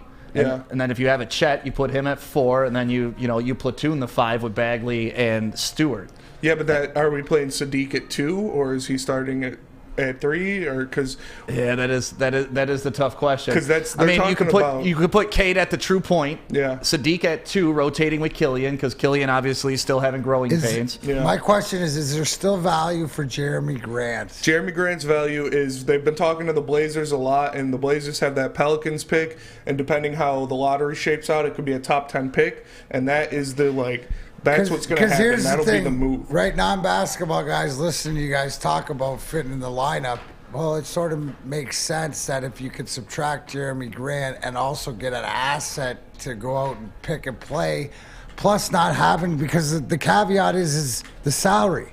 Right, he's up for the new contract. He's there for the money. Yeah, he'd be the guy we'd have to spend on. Get him off. Get some of these younger guys, then you got your cap, and then you got something that you can grow and something that you can build towards. And that's what they're saying in the chat. And me and Easy had this conversation on heavyweights to where how does Easy have time to talk basketball, hockey, know it all about the women? I mean, like, gosh, this guy's unbelievable. Yeah, but I don't think Sadiq can play 2. I think because, like they said in the chat, his best ball was when he played 4, because he's not athletic enough, and he doesn't have the lateral quickness to defend guards like that. He's better offensively, though. He fits the 2. Offensively, he can fit the 2. Yeah, but defensively, he can't hang with guards like that. So I think that'll leave you out on an island. And I'd rather have you can put Hammy in there, or you could put Frank Jackson if he makes an improvement. I'm done with the Frank Jackson experiment. Yeah, honestly, I mean, there's Saban Lee. You could I was lucky enough to be able to call some of the Motor City Cruise games, so I was able to watch Frank Jackson, Saban Lee, Luka Garza play against lesser talent, and they dominated the G League. And then they got up to the pros, and it's like just ghosts on the court. Or you can sign a guy like Victor Oladipo, or if you don't, I would like Oladipo. If you don't get one of those top 3 picks, you draft a Jaden Ivey, and you have him with Cade, and then you have Marvin, and you keep Jeremy Grant, and we'll see. I mean, it really depends on where they fall in the draft, honestly. Well, the draft lottery is coming up next week. We're going to be doing a live broadcast of that. If you remember last year, Kool-Aid was in here going nuts when we got the number 1 pick. It's going to be a party. If you guys want to come join live in the studio, we'll be doing a draft lottery party right here on Woodward in Birmingham. It's going to be a great time, but not as great as working on your fitness, because while the Pistons are working on their team, you could be working on improving yourself. And Planet Fitness right now, just $10 a month will get you a membership. Plus, you can upgrade to that black card where you can bring a friend along, get your massage. You can do everything that you need to do in a clean, safe environment at Planet Fitness. You know why? Because your fitness is essential. Life is full of hard choices. We're here to make one of life's biggest decisions as simple as possible. My name is Christina Gennari, and for over 20 years, I've helped hundreds of families buy and sell homes. We cover all of Metro Detroit and more, from large luxury homes to starter homes. We will work hard to make sure that you get the home of your dreams. So if you're in the market today or even thinking about buying or selling in the future, make the obvious choice. Christina Gennari, the obvious choice in real estate. Visit us at soldchristina.com today. Strawberry Fest is back at Big Boy. We brought back some of the classic breakfast items like the strawberry French toast, hot cakes, and waffle. If you're not feeling breakfast, try our new strawberry bacon chicken wrap. Crispy chicken wrap, nacho wrap, or strawberry salad. The perfect recipe for springtime. And don't forget to grab dessert, including our berry delicious strawberry pie for only $1.99 with the purchase of $7.99 or more at participating Big Boy locations.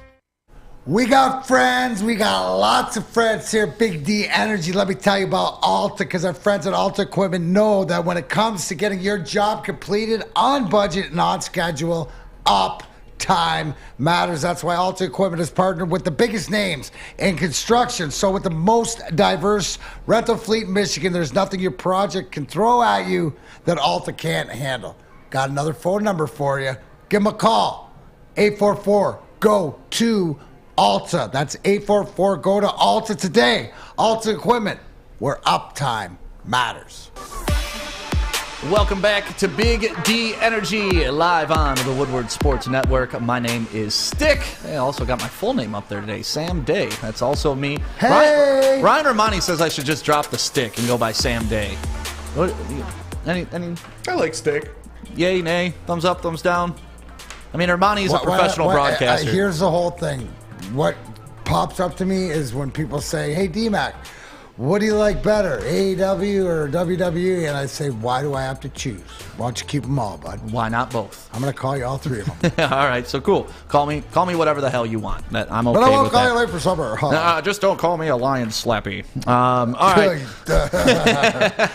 Sorry, bud. I got to tell the truth. That's all right, man. Akil Badu sent down to AAA. Tigers are a mess this year. Akil Badu, one of the highlights from last year. Everybody was so excited about. The Tigers have optioned him to AAA Toledo. And if you've never been to the Mud Hens game, go down there and check it out. It's a great time in Toledo. Great stadium. Yep, and you can go check out Akil Badu right now. And here's the thing, right, with Akil Badu, I think it's the best spot for him. You know, obviously last year making the roster and being up here was a big year, but he needs to play, get some confidence and stuff like that. I don't think it's the same situation as, say, maybe Spencer Torkelson, because I think that Torkelson can grind, you know, you're going to have him stay up here and fight his way through it. If it gets really bad where it's affecting, you see it's mentally affecting him as a kid, then maybe you let him go. But I think it's more important he battles through it up here with Miggy and stuff like this. But hopefully this is something that Akil Badu can go down there and get some confidence, because he doesn't have any. No, and it's apparent. None of them do. In baseball, a lot of it's between the ears, right? A lot of it, how you're playing, and, you know, like the hardest thing, I don't know if you agree with this saying, but the hardest thing in professional sports to do is hit a baseball. That's what they say. Yeah. Do you agree with that? Sure. I mean, the argument is if you do it 30% of the time, you're a Hall of Famer. If you succeed 30% of the time in Major League Baseball, you're a Hall of Famer. Which, if you do that in any other sport, you're a loser. Well, I think here's the thing too: is when you're struggling and you're in Akil Badu, and then you can't play yourself out of it because you're not playing every day, regular stuff like this. Because of that, you go down and you get a chance to play. If it's there, it should be able to come back. You can fight your way out of it. But I mean, it's part of being a pro. Since you don't want to see the whole team do it at the same time.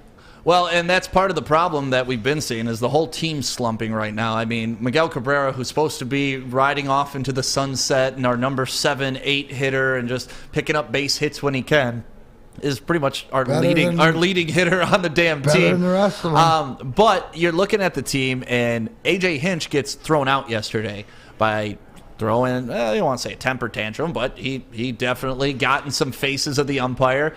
And you see this a lot in professional sports when the whole team is struggling. You see it a lot in basketball. Sometimes the coach will go get teed up just to get his team fired up. And here you go, Tony Paul, manager A.J. Hinch Javi Baez argument with the ump in the 9th inning. Javi said nothing that you wouldn't say in front of your mother. Javi to the umpire, you don't give a F word. And there you go. I'm going to save Sam Flannel the edit on that. You're welcome, Sam. But do you think Hinch did this just to try to fire up the team? Like, enough's enough, too, right? Like, us as fans are like, oh, what is going to spark this team? Well, maybe the coach getting in some asses and firing people up will spark the team. Here's a frustrating thing, and this isn't the Tigers. This is across all of baseball. The umpiring is atrocious. You know, you can even go on the umps track stacker and see that these guys are clipping at a 90% piece. Right. That's ridiculous. You might as well move it to automatic calls and pitching. At least you can go argue with the umpire, with the robot. With the robot. But yeah, I think that's frustration, and I think it's protecting your players and him showing his players he's got his back. But what the biggest adage there is when Javi Baez says to the umpire, "You don't give an F." So the umpire, like, they exude that. We as players, when we're trying to battle through it, not want the easy way out. And I didn't see any whining or anybody, but it's sort of like you get into it when everything sort of comes downhill when they aren't going right. So that was just AJ Hinch showing his guys that he was all in with them. Yeah, I love that. I mean, I loved it when Juwan Howard smacked the hell out of the Wisconsin coach. And it snapped his team a little bit back on track. You know, they made a little bit of a run. But I love when coaches throw themselves on the grenade to try to fire up the team. Sam, do you like that when that happens in professional sports? It depends on the situation. I didn't like what Juwan Howard did, but in this case, AJ Hinch is obviously one of the best managers in baseball, and he needs to spark this team somehow, so I have no problem with it whatsoever. You see that it works from time to time. I wish he would have went old school Earl Weaver, though. Like, he just, like, would have started throwing his gear off and just, like lost his Went out there and grabbed a like, base used all and the threw it across the frustration field. that Yeah. he wants to his guys, because that's a lot of ways as a coach or whatever. You get your frustrations out or whatever. Like, a lot of times Scotty Bowman would speak to us through the media, not to us straightly. Right? Or somebody else, or be talking But that's to what somebody, smart coaches do. They you know go how to do an motivate their interview. players. You go do an interview. Right. And somebody say, so Scotty just said you're playing with this and that, and you're doing that, and you're going, oh, I am? You know, or whatever, or he did, and whatever. And after a while, when you're younger, because he would know it's all a setup. Right. It's all a setup. And then you would know, and then it'd be like, okay, do I say something or do I don't? And it's easy for me because I just ask Drapes. One of my favorite managerial or coaching quotes of all time came from the late Chuck Daly, who passed away 13 years ago yesterday. Actually, it popped up on my Facebook timeline. So rest in peace to Chuck Daly. And the Daly family, your guys are awesome for letting Cade Cunningham wear that number 2 and take it off the that's so rafters. sweet. I thought that was an amazing reach out of generations of the Pistons.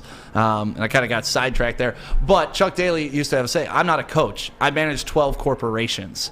Because when you're professionals, you're millionaires, you're not just an employee, you're an entity. And that's why a Phil Jackson was able to be so successful for such a long time, because he was able to manage Dennis Rodman, completely different than he's managing Kobe. But Dennis Rodman, completely different than Michael Jordan. Shaq, different than Robert Horry. He knew how to push the buttons in the right way. And that's when you take a good coach that knows the X's and O's, and they become a great coach, because now you can motivate men.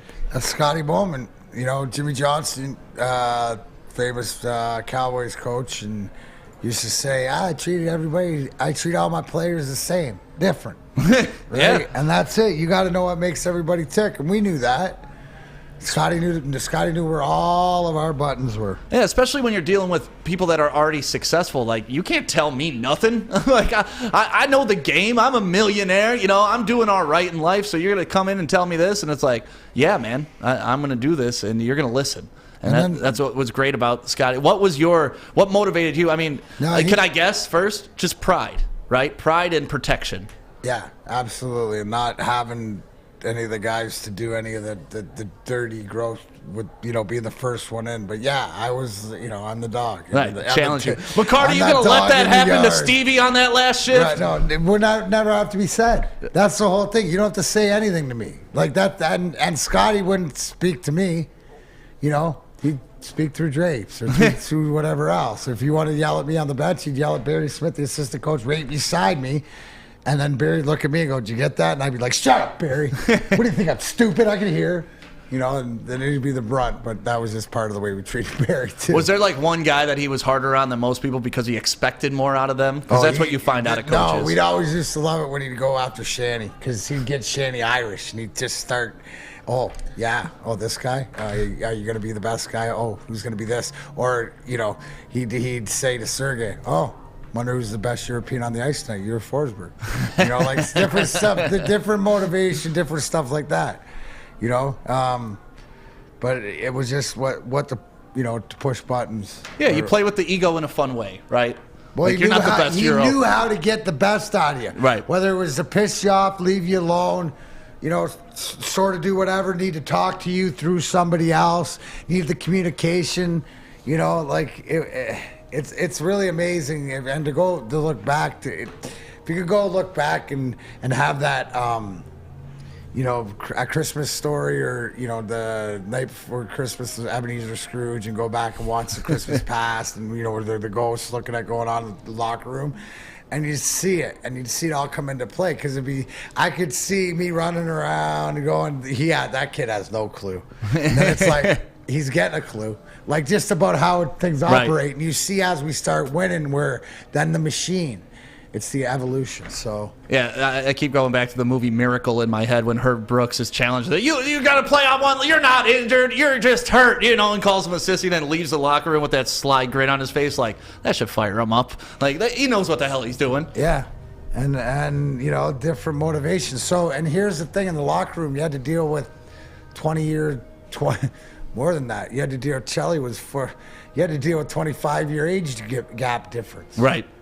You know what I mean? You're dealing with men that have kids, men, like this. You got, just punks like us. Like us.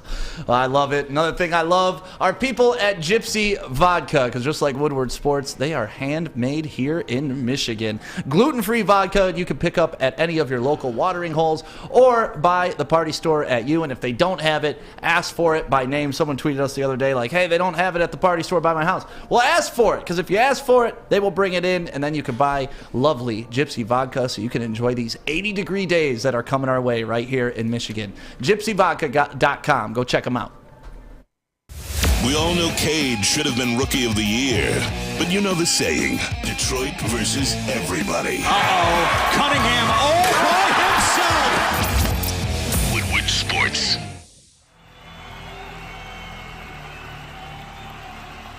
He's going deep, right side.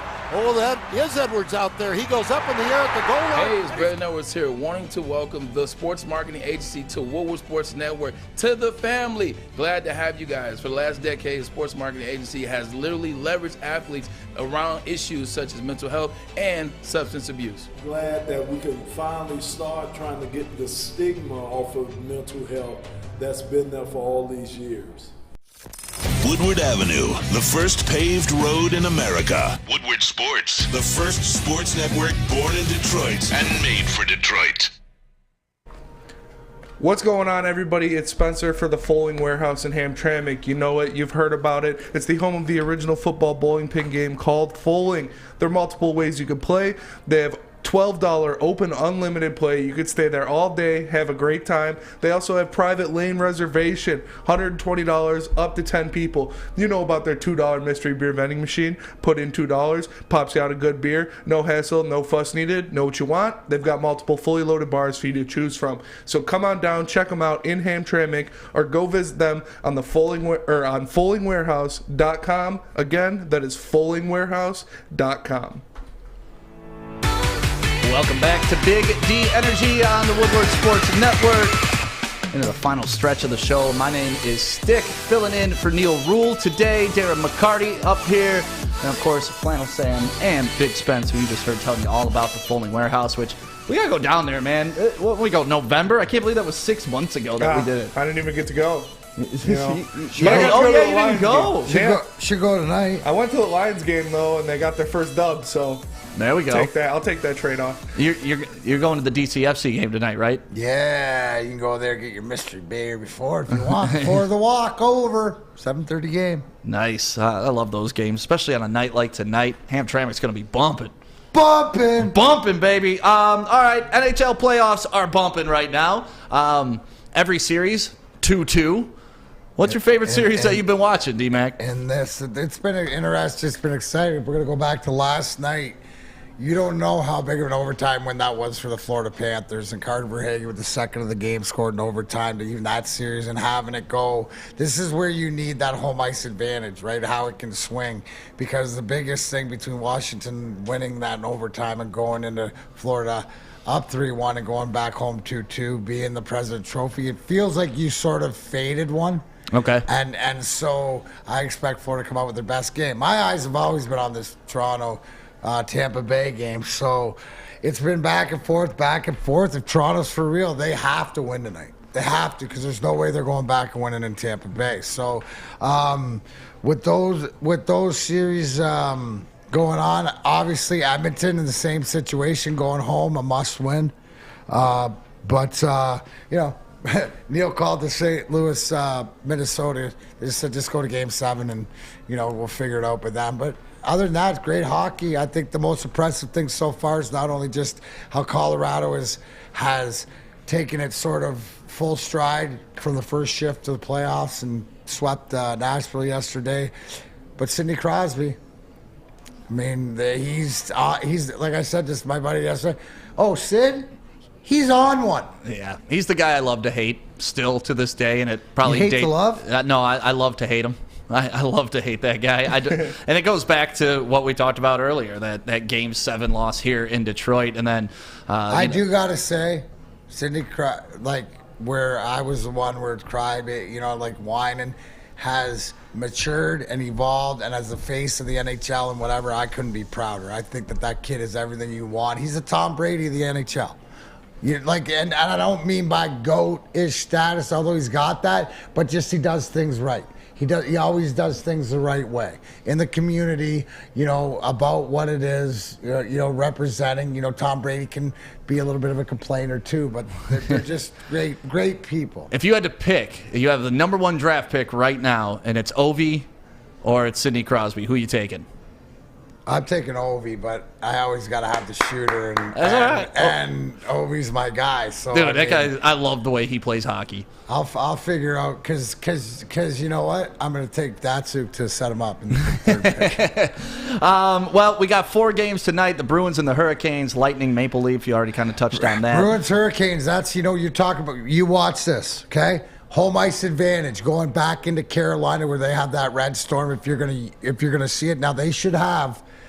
That's where the experience of Carolina being there and their coach uses home ice to their advantage. Let's go Canes, baby. Lightning, Maple Leafs. You said the Leafs have to win this one, right? Gotta. Unbelievable. And watch for, again, if we're talking about crowds, early in the game, if Toronto gets off to a slow start or Tampa gets on, does the crowd turn on them? Yeah, they're a bunch of praying mantises in Toronto, bro. They're ready to eat each other. So I can't wait to see it. I can't wait to see it either. Then you got 9:30, the Blues and the Wild. Who you got in that game tonight? Going back, there's something about this Craig Berube coach St. Louis team that just won't die. I love Ryan O'Reilly, their captain, but it doesn't matter. It's going to Game 7. And the Kings and the Oilers at 10 o'clock on ESPN2. I got to believe, even though I said I'm, suspect in Mike Smith as the goaltender, if Edmonton's going to do anything, they got to win Game 5 at home. It's the biggest game of Kenny Holland's career in Edmonton. All right. Well, I'm looking forward to all 4 of those games. This is one I wish I had sweet TV setup. What do you like? Are you keeping up on it? Has somebody impressed you? What? Yeah, I mean, the Maple Leafs have impressed me, showing up finally for the first time in my life. Here's something to think about. Somebody asked me, because if you look, the series are close, but the games really aren't. Usually getting into, if we're in this part of the playoffs, how many overtime games have we seen already? Like 5? I just wanted to chime in real fast. Bleacher Report put out Tom Brady's deal, 10 years, $375 million. So $37 million a year for Tom Brady? $37 million a year. Kicks them when he wants. That is insane, man.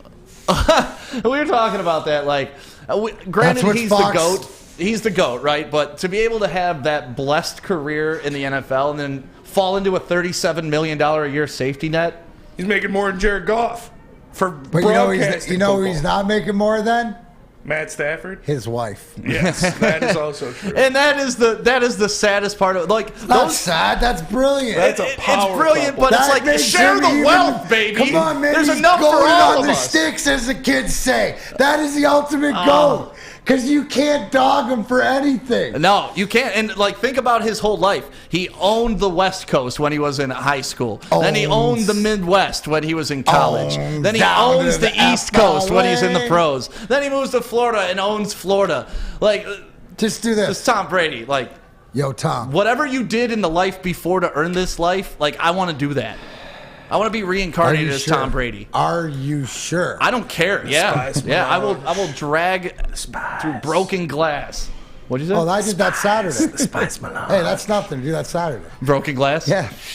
That's not- Choke slammed on broken glass. So next Big deal. life, you are going to be Tom Brady. That's all right. I like being Darren McCarty. Good job, Stick. Hey, thank you guys for hanging out today. Big D Energy. Don't forget, the bottom line is coming up 2 to 4 right here on our YouTube page. So make sure you are subscribing to that right now. My name is That's Stick. D-Mac. I am out of Deuces. here. That's D-Mac. That's Little D-Mac. That is Sam Flannel. That is Spencer. We will talk to you tomorrow right here on the Woodward Sports Network.